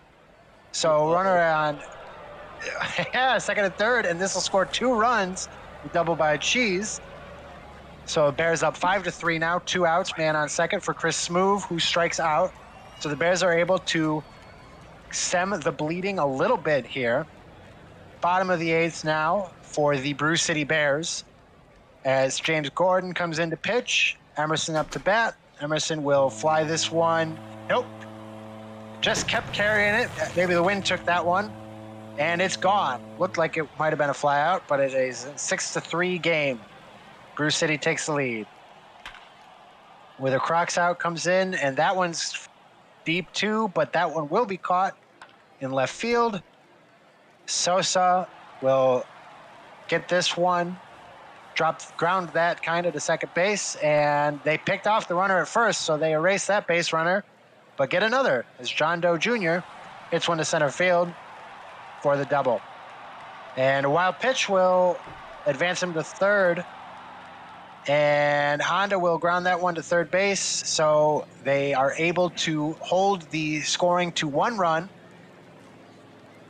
Top of the 9th here for California. 3 outs left. Down 3. Deluxe Pogger Grounds to shortstop. 2 outs for California for their playoff lives, and O'Steele will fly this one to right field for the second out. Daniel Martinez will dribble that one to third base, who is thrown out, and that will end the game. The Bears win 6-3 and will advance to the semifinals. So congratulations, Bears.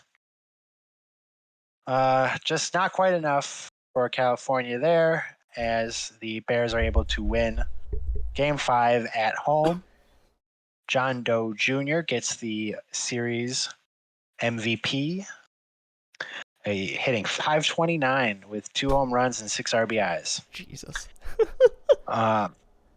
That's a good series. Yeah. 8 hits for California, but couldn't string them together quite enough, and was only able to muster the 3 runs. Got a 2-for-4 game for Dotson. A lot of hitting for Brew City. They had 11, 3-for-4 for John Doe Jr. Obviously, fantastic series. On the pitching side, Mrs. Dirk takes the loss, goes 4 2/3, gives up 2 runs, 1 earned. Branson gave up 3 and 2 1/3, but Brandonson for the Bears gets the win, and Jet gets the save. Marcus Emerson is your player of the game. Branderson finishes the series with a 0 ERA. Nice. It's crazy. So, yeah, congrats again to the Bears. And I have some crying to do. I feel that. Feel that. I'm out too, but I'm out too, buddy. Yeah. Yeah. Well, that wraps up the minor leagues. We've got one more thing for us to see, ladies and gentlemen, and that will be the Major Leagues Game 5 Sloths and Voyagers. We don't have to change any games. There's some lineup stuff to be done over the next couple of days, but unless Enoch tells me to, there's no games today for the minors, and there's a game for the majors, which is Game 5. So I don't think we have to do anything with that. With that, we'll head into Game 5, Voyagers, Sloths, Torkelton, and Grier. Game 5. As we look back, well, actually, there we go, the predictions going. So real quick, just so those that are interested in the minor leagues can maybe head out, though I suggest you guys stay. Let's take a look real quick at the first round here. Flamingos, Dynamos. Keegan Halverson, the third baseman for Florida, is your series MVP. So Keegan Halverson had gone 255 with a 314 slugging, no home runs, but 13 hits and 5 RBIs. That's your series MVP. For the Firehawks and the Bears, as we saw earlier, John Doe Jr. goes your MVP. For some reason it says 7 for 43. That doesn't seem... Oh, that's the season. Hang on. Back up. Back it up. Messed that up. Halverson, okay. Halverson gets 6 hits and a home run and 3 RBIs. So that's for the Flamingos there. The Firehawks Brew City Bears, John Doe Jr. goes 9 for 17, 2 home runs and 6 RBIs, and that's your series MVP there. There we go. Head into the Major League playoffs now, as we have our final Game 5. Oh, boy. Voyagers want a stamina check before we... Oh, yep, you're right. Thank you. Thank you for pinging. Yep. Thank you, Dirk. I knew that like 20 minutes ago. Stamina. Daring is dead, and so is Abadir. So is Horse, and Sivart is slightly tired. You may need to change stuff. Cool. Daring is at 28 as the starting, 38 as the reliever. Horse is 27. Sivart is 59. Abadir is at 22. Everyone else is fresh.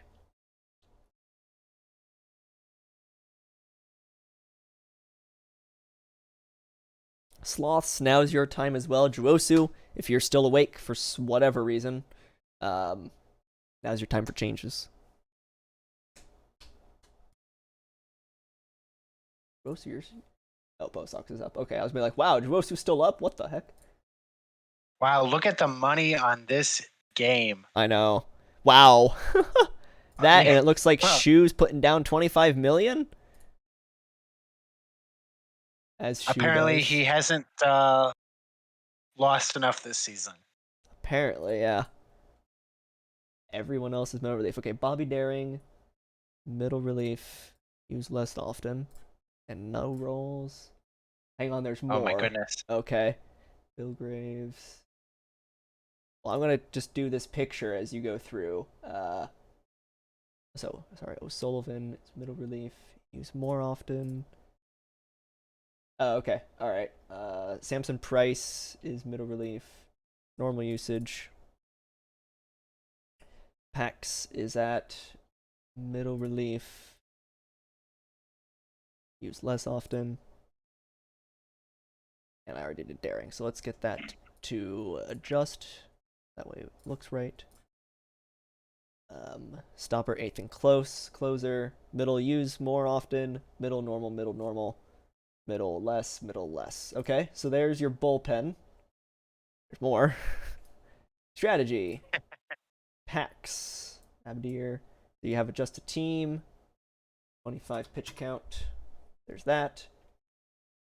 Big Red. Adjusted team. 30, so that's the same. Cletus McFlorida Man. Override. 40. Okay. Alright. There you go, Enoch. I'll go through one more time all those screens so you can see just to verify. There's your bullpen. Florida Man stopper, everyone else is middle relief.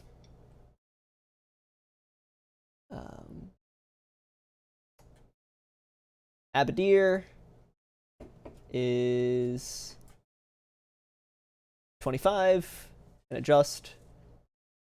Big Red is 30 and adjust. And McFlorida Man is 40, override. There we go. Let us be on our way now. And finish up our last game. 3.5 hours. I'm actually surprised. Alrighty. Wow, this is it. Game 5. Sloths. Voyagers. This is hour 4 of 24 hour. You're right, Hummus. At San Antonio. Voyagers. Sloths. Game 5. I have nothing else to say. I'm just jumping us in. And let's get this game underway. I'll take the start and finish. You'll take the middle. Sure. Benny Rodriguez to lead things off for us up against starting pitcher Billy Grier. Here we go. Strikeout to lead things off. And that's how we get things underway. Barbados Slim. Grounded to third baseman. That's going to be an out. Kirk Swerve. It's going to fly this one to center field. Caught on the warning track. 3 up, 3 down for New York. San Antonio. It's going to ground this one to the shortstop. That's an out. Christy Abbott. That's into the left. That's a single. Held him to 1 with that throw. Matata, liner to the shortstop. That's second out. Jimenez. Oh, past the third baseman. Runners on first and second for Trayvon Knight. Ground to third baseman should be an easy out. It is. Ends the inning, stranding 2 on base. At the top of the second, Tom Shu. Happy birthday again, man.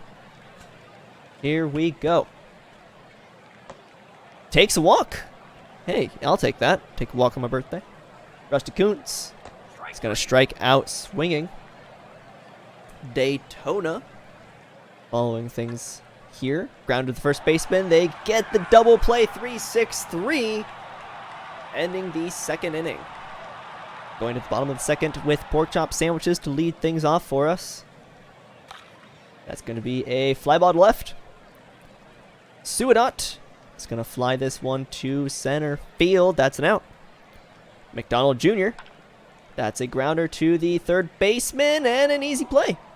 So nothing doing in the first 2 innings. We'll head to 3 through 6 and toss it over to Dirk. All right.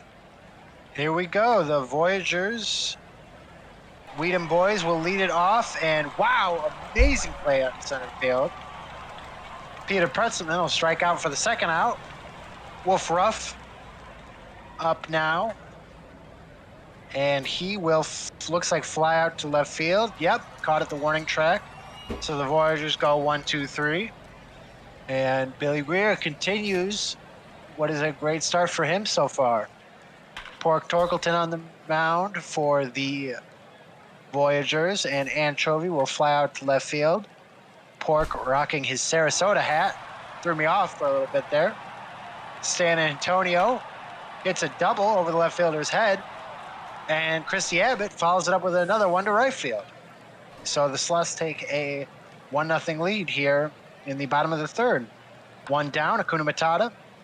He hits one to short, and whoo, just gets thrown out. Second out.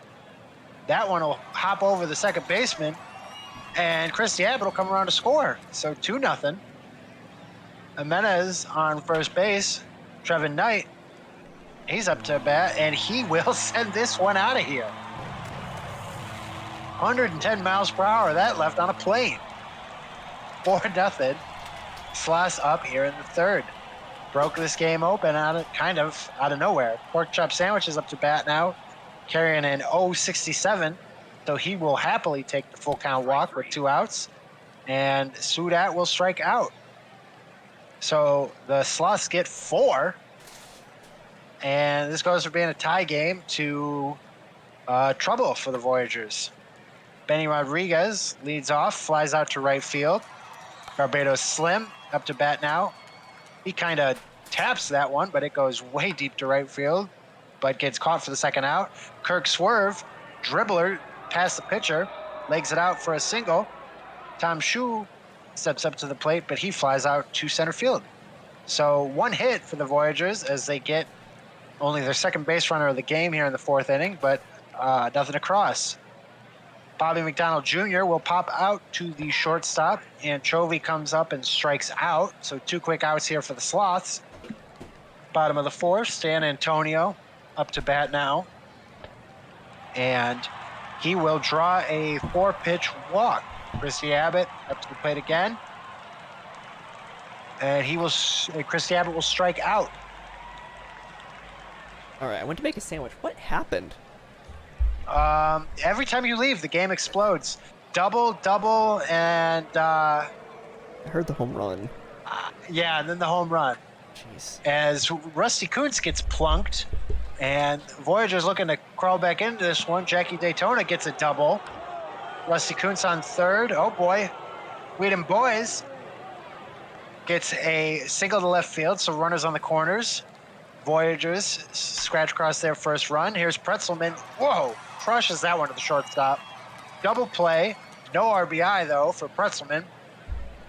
As the lead is now cut in half. Wolf Ruff hits that one deep to center field. Hit it hard. Actually surprised he was able to get a double off that. But he's in second base, and Benny Rodriguez will fly out to left field. So it is 4-2.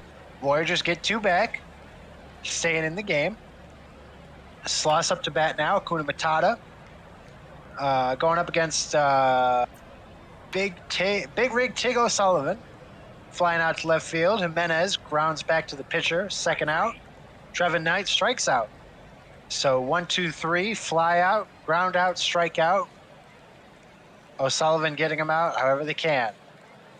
Top of the 6th for the Voyagers. See if they can get a little more offense. But Barbados Slim starts us off with a strikeout. Kirk Swerve looking to improve on that 176 average.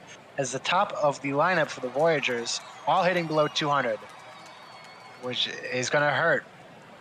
And Tom Shu will ground out to the third baseman, so very quick inning for the Voyagers. Bottom of the sixth, Pork Chop Sandwiches will lead it off. And he will, looks like he got jammed on one, and he chops that to the second baseman. Sudat takes a full count pitch wide. Runner on first, one out. McDonald Jr. will strike out for O'Sullivan's second of the game. Phil Graves now comes into relief, but he gives up a single. As that one drops in front of the left fielder, Anchovy makes it safely to first, but San Antonio will fly out to center field. And so 2 hits, or 1 hit, but no runs. Top of the 7th, Voyagers look to stay in this game. Have to finish my sandwich later. Rusty Kuntz grounds out to the shortstop. Daytona grounds out to the shortstop.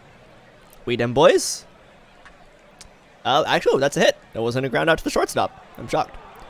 Single to right field. Pretzelman waits for We Dem Boys, who successfully steals second. Pretzelman will strike out, though, so they strand the runner on second. Voyagers looking to just get something going. Almost had something there. Christy Abbott, though, for the Sloss will lead off the bottom of the 7th. Fly ball to left center, just in range of the left fielder. Matata flies out to right. That'll be an out. Jimenez grounds to the third baseman, and that'll be the inning. As we head to the top of the 8th, the Voyagers with 6 runs to play. 6 outs to play. Need 2 runs. Wolf Ruff grounds out to the first baseman. That's an out. Rodriguez grounds to the pitcher. Will take that one. That'll be the second out. Barbados Slim takes a walk. That almost hit him, it looked like, but that'll just be an official walk. Kirk Swerve. Oh, that's going to go into the left center field gap. And that's going to score a run from first. Make this a 4-3 game. Only 1 run back now. Tom Shu with a runner on second will strike out and strand him.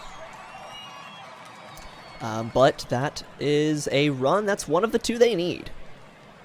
The Sloths now with McFloridaman on the mound. Hopefully he can hold it this time. Trayvon Knight will strike out swinging. Pork Chop Sandwiches hitting .063. Should be, in theory, an easy out. And that's a fly out. So yes, that is. Suadot hitting .333. That's going to drop in for a single. Hitting about 400 now. McDonald Jr. That's going to extend the Sloths' lead to 3 with a 2-run shot to left field. 433. The Sloths grab a run back and some extra. Anchovy hitting .164. Sitting in the 9 spot. He's going to pop this one up to left field. That'll be a flyout. And the Voyagers now have their work cut out for them. 3 runs. They can do it. Just a matter of doing it. Kuntz is going to lead things off pretty well. That's a single, so the tying run is on deck. Daytona hitting .150. Strikes out swinging. We Dem Boys .471. Oh, strikes out Slim Dugan. Showing some work. Pretzelman. That's a liner to first, and that's how it ends. Dugan comes in for the save. 3 up, 3 down for Dugan. And the Sloths move on in a really dominant Game 5, but it was a little back and forth there for just a moment. I bet $6 million on this first round between the World Series bets and the round 1 bets, and I lost all of them. Fantastic. Just went and double checked that, so that feels good. Yeah. Well, the Sloths move on to round 2. Up against, I believe, the Aviators. So I believe round 2 will be Sloths Aviators and then Death Valley in Indianapolis. And then the Miners, I don't know, the Miners do some weird stuff. I think there's some reseeding. With that said, let's take a quick look here and then we'll get the index updated. Swerve and We Dem Boys both go 2 for 4 with an RBI for New York. Trayvon Knight goes 1 for 2 with 2 RBIs and a run, and Jimenez goes 2 for 4 with an RBI and a run for San Antonio. Billy Grier takes the win, Rodriguez Jr. takes the hold, and Dugan takes the save for San Antonio. Torkelson takes the loss for New York, and a lot of bullpen usage there, but it ended up not mattering too much, as the 4 runs early on by Torkelson were almost enough to carry them to victory. Grier does take the win and player of the game, yeah. Going 6 1/3, giving up only 2. With that, ladies and gentlemen, we come to the end of the inning. End of the inning, end of the night. Real quick, we'll go through, just look at our series MVPs, and then we'll get this index updated. So, Thrackenberg, the left fielder for Outer Banks, does take the series MVP, going 9 for 13 with 5 RBIs, hitting .692 with a slugging of 1,000. That's an impressive lineup there. That's an impressive split, I should say. Somehow his OBP is less than his average. That's neat. For the Sloths Voyagers, Acuna Matata for the Sloths, their left fielder, takes series MVP. 8 hits on 23 at-bats, 2 home runs, 6 RBIs, hitting .348 with a slugging of .783. Death Valley and New Orleans, Chris Jacob, Crush Fam Chris in center field, goes 9 for 17 with a home run and 4 RBIs, hitting .529 and a slugging of .765. And the Indy Detroit series, Dustin Parmelee in first base goes 5 for 13, 3 home runs, 5 RBIs, .385 with a .1077 slugging. Parmelee doing some pretty good work there. And that is that, ladies and gentlemen. So we will have, Raptors and Sloths, Aviators and Sloths in round 2. Scorpions and Apex in round 2 over there. Let's see, do we have a playoff tree for here? Does this change? Oh no, it's already set it up, unless it's going to change in the offline file between today and tomorrow. As it stands, assuming this is correct, Hepcats, Flamingos, and Lemurs and Bears. Enoch will have to verify that for you guys later, so just keep an eye out for how that is going to work in the game day chat in general. We did it, Dirk! Under 4 hours. Woohoo! Woohoo, not bad. Much better than last season, Hummus. Under 16 games. That helps way too. under 16 games. We had 1 for the Flamingos. I think it was 3. Was it? No, it was 2 there for the Firehawks. It's only 3 in the minors. 1, so 4, 5, 6, 7, 8, 9. Only 9 games versus 16. That is a massive difference. Let's get this uploaded though. Assuming I don't need to re-enter the password. I don't. Clicks there. Everything's there. Well, thank you everyone for coming and hanging out. Congratulations to the. Let's just drag this in here really quick. There we go, everyone. Zoom in on this a couple times. What is it? Just Control plus. There we go. There we go. Congratulations to the Aviators, Sloths, Apex, and Scorpions for advancing on, as well as the Bears and the Flamingos. We will come back Thursday. I believe, unless... Well, not we. No, you did. This is what you signed up for. We're doing every single day this week. No. Oh boy. I believe, unless it changes, I believe Enoch will be back on Thursday with some co-hosts. We'll see how that ends up working out. To host the second series for... that's actually going to be a longer stream, most likely, as well.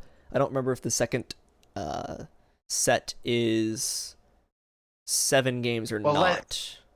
Yeah, it is. It is. Yeah, so it's going to be that could be potentially a longer stream on Thursday.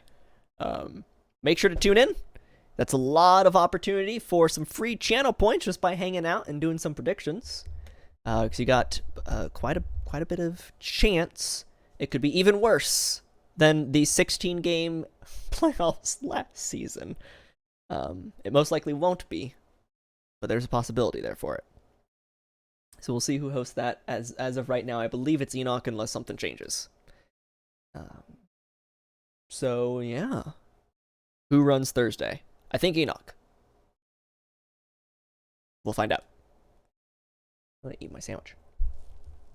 Yeah, Enoch and Leatherneck Mike, it says. Oh, Enoch and Mike. That's actually good. That's a good pairing. Yeah, that'll be fun. Yeah. It's a good pairing. If I'm around Enoch, I'm usually not, because I'm doing some other stuff. If I'm around, I might pop in and help you guys out for a game or two. We'll see. Rigged for the Hepcats. I hate it.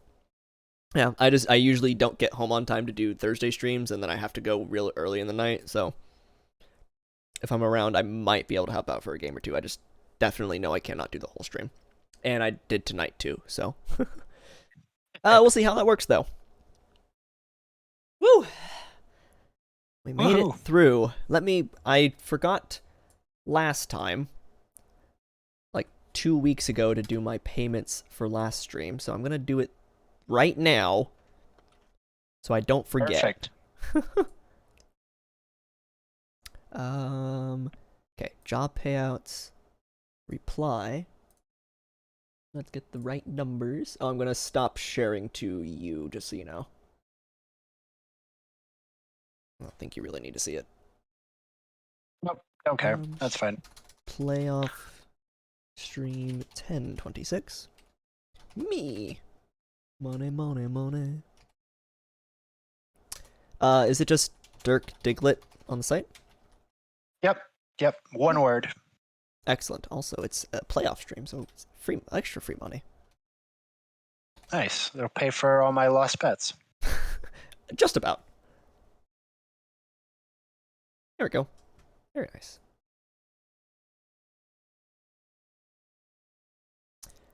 Yeah, you're right, actually, BTS. We do need to redo the sim. I didn't save a single day this entire time, so, that's a shame. We also need to check Voyager's stamina.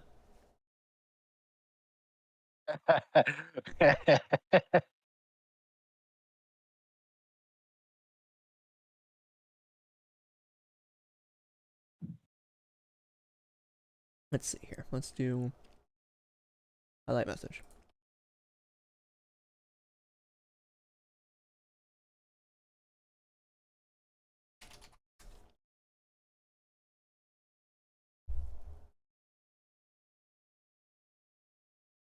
Enoch, ask everything. Yes, actually. I just ignored him. I figured if I ignore him enough, he might just fire me.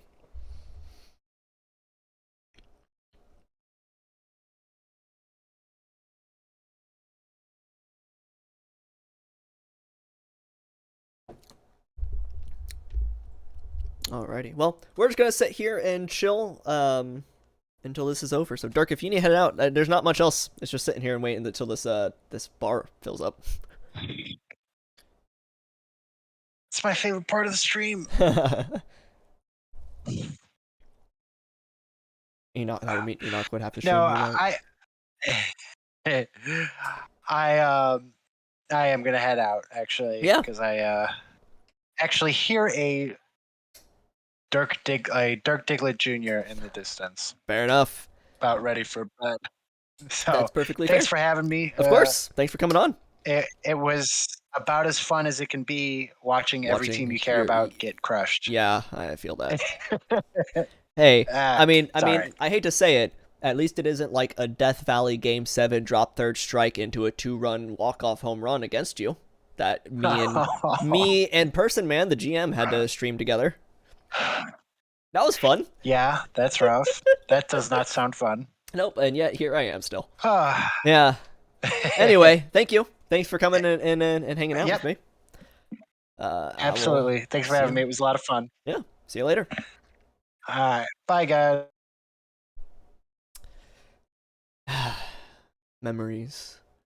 Losing that World Series for no good reason, just because the sim felt like it.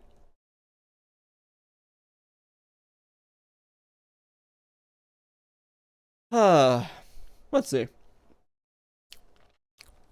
Hummus, you around? Is there anyone we want to raid?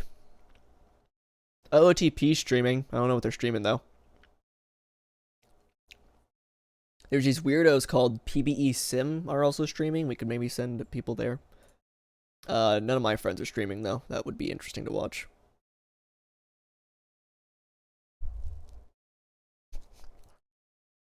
CVS probably deserved it. That's rude, but acceptable and probably true.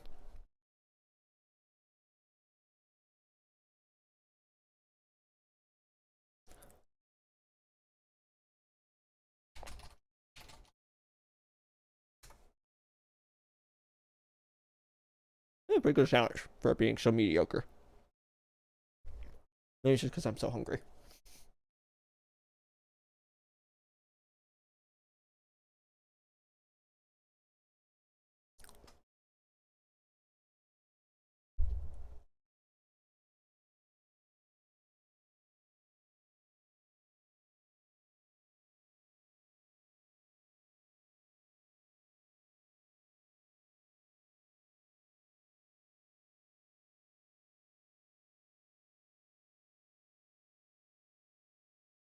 Ow. That's a pretty good sandwich. I'm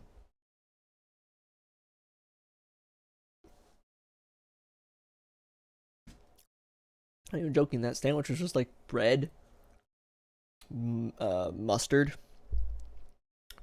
pepperoni, and salami. No cheese. It was just it was dumb how good it was. To be fair, it is buttermilk bread, which is really good. So that probably helped.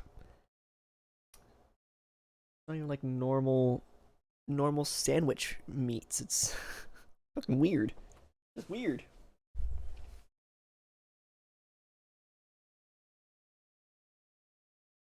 Yeah. No, again, it was better than it had any right to be. I think it's because I'm really hungry right now. Even after the sandwich, I'm still peckish. Probably just because I haven't eaten in about 4 hours. And I'm gonna go have like a couple snacks. Basically a charcuterie with no cheese. I don't remember how to pronounce that. You're right. Yeah, it's just a little meat board. Chartreuse, I think. Charcuterie, yeah. It's just a meat board with no cheese, and I threw bread instead of crackers. Charcuterie, chartreuse. I don't remember how to say that. I know what you're talking about, though. They're really expensive for no good reason.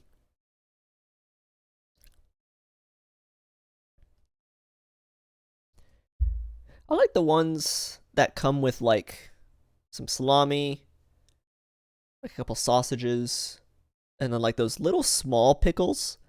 Like, the little small, sweet, sour pickles. I like those ones. They have like the 2 things of cheeses, a couple things of meats, some like veggies on the sides, and then like little sweet sour baby pickles. Those are really good. I really like the pickles.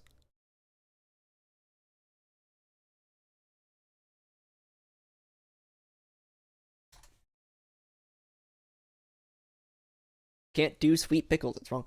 You know what? That's perfectly fair. There are a lot of people that don't like pickles. They're wrong about pickles, but you know, you can like the pickles you like. There's nothing wrong with that. It's like cheeses. Everyone has a cheese. Everyone's got their pickle. Toronto ham. Ooh. How does one join this league? That is a wonderful question, Legacy CS. If you are interested, you can head to our Discord right there. There'll be more information for you in that Discord, as well as there's a little video right there that has links to how to create a player. And that can walk you through everything step by step in a few minutes. The Discord can help you out as well, as there are rookie mentors who will introduce you to all of the systems that you need. and everything like that.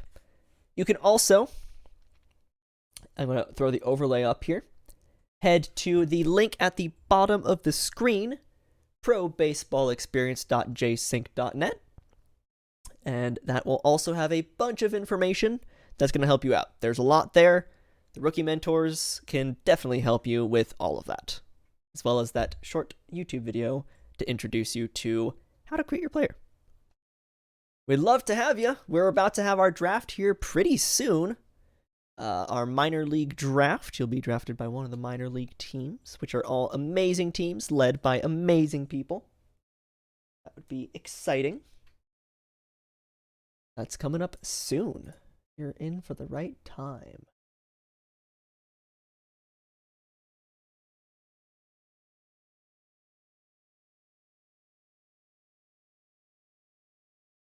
And there you go. Yep, and it looks like, yeah. Did I say it right the second and third time after I fix it? Parmalee? Parmalee? You sent me it. Parmalee. Parmalee. Yeah, I fixed that second, third time. I've messed that up too many times. Except the kingpins. Is that... Okay. Ghost Hardware, that's... Parmalee. Parmalee. Or is it a hard A? Parmalee? Okay, no, it was the first time. Parmalee. Okay. Sorry. I've seen that name for like two... It's common. Yeah, I've seen that name for like 2 seasons. And I kept messing it up, apparently. Parmalee. Got it. Parmesan. Like Parmesan. Okay.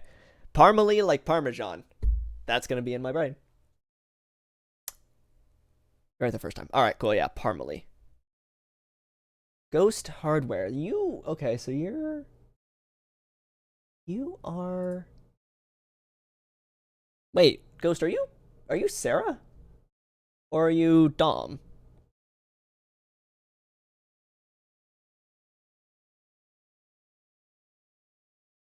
Parmalee. Sweet. I just kept seeing the E. I didn't even think about the connection to Parmesan.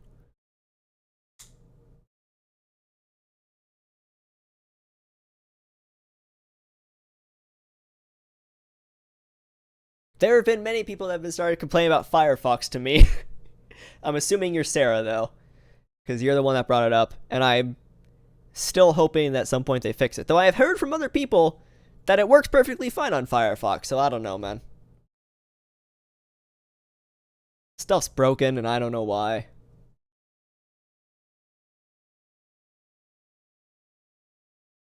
Parmesan. Okay, so that's where that would come from, then. That makes sense. Parmesan, Parmalee. Parmalee. Parmalee, Parmesan, Parmalee. Cool. Good to know.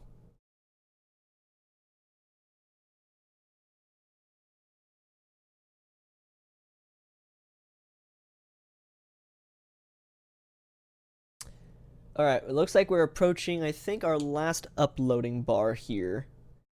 Got a few more seconds. I think it's either this one or the next one where it jumps from wherever it sits to like 100 for no reason. Parmalee.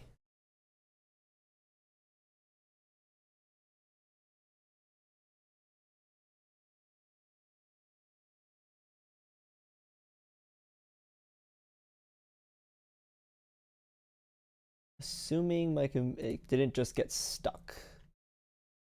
Never done that before.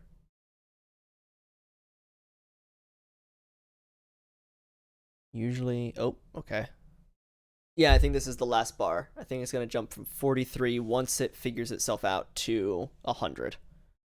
If it doesn't and it crashes, Enoch, if you're still around, I might drag you or someone from HO into Discord chat really quick, just to make sure it uploads correctly.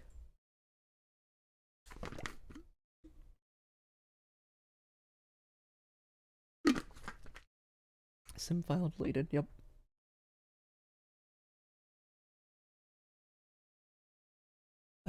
This, I mean, it is known to get stuck at specific spots. I've just never seen it necessarily do the little spinny when it does that.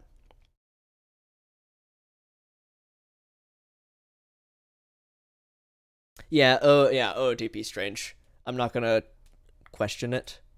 Uh-oh.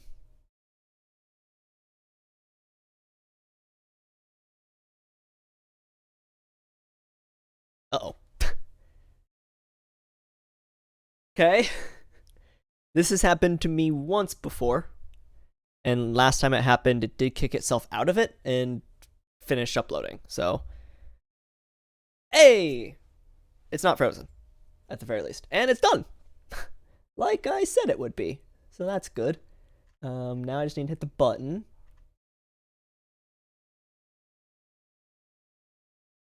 Apologies for the screen blindingness here. Yeah, classic OOTP. Yeah, like I said, that's happened to me once before. It gets stuck, it stops responding, and then it's just done. From 43 to 100. Yeah, that's normal. Have a good night, everyone. Again, congratulations to the 6 teams that made it on to the second round, and Enoch will be back with Mike on Thursday. Well, I had my earbuds in this whole time. There wasn't anyone here to talk to me. Okie dokie. Let's just make sure. What day is it in the sim? It's the 23rd. Yep. Excellent. Have a good night, everyone. See y'all on Thursday. Not me, though. I won't be here. But see you all on Thursday.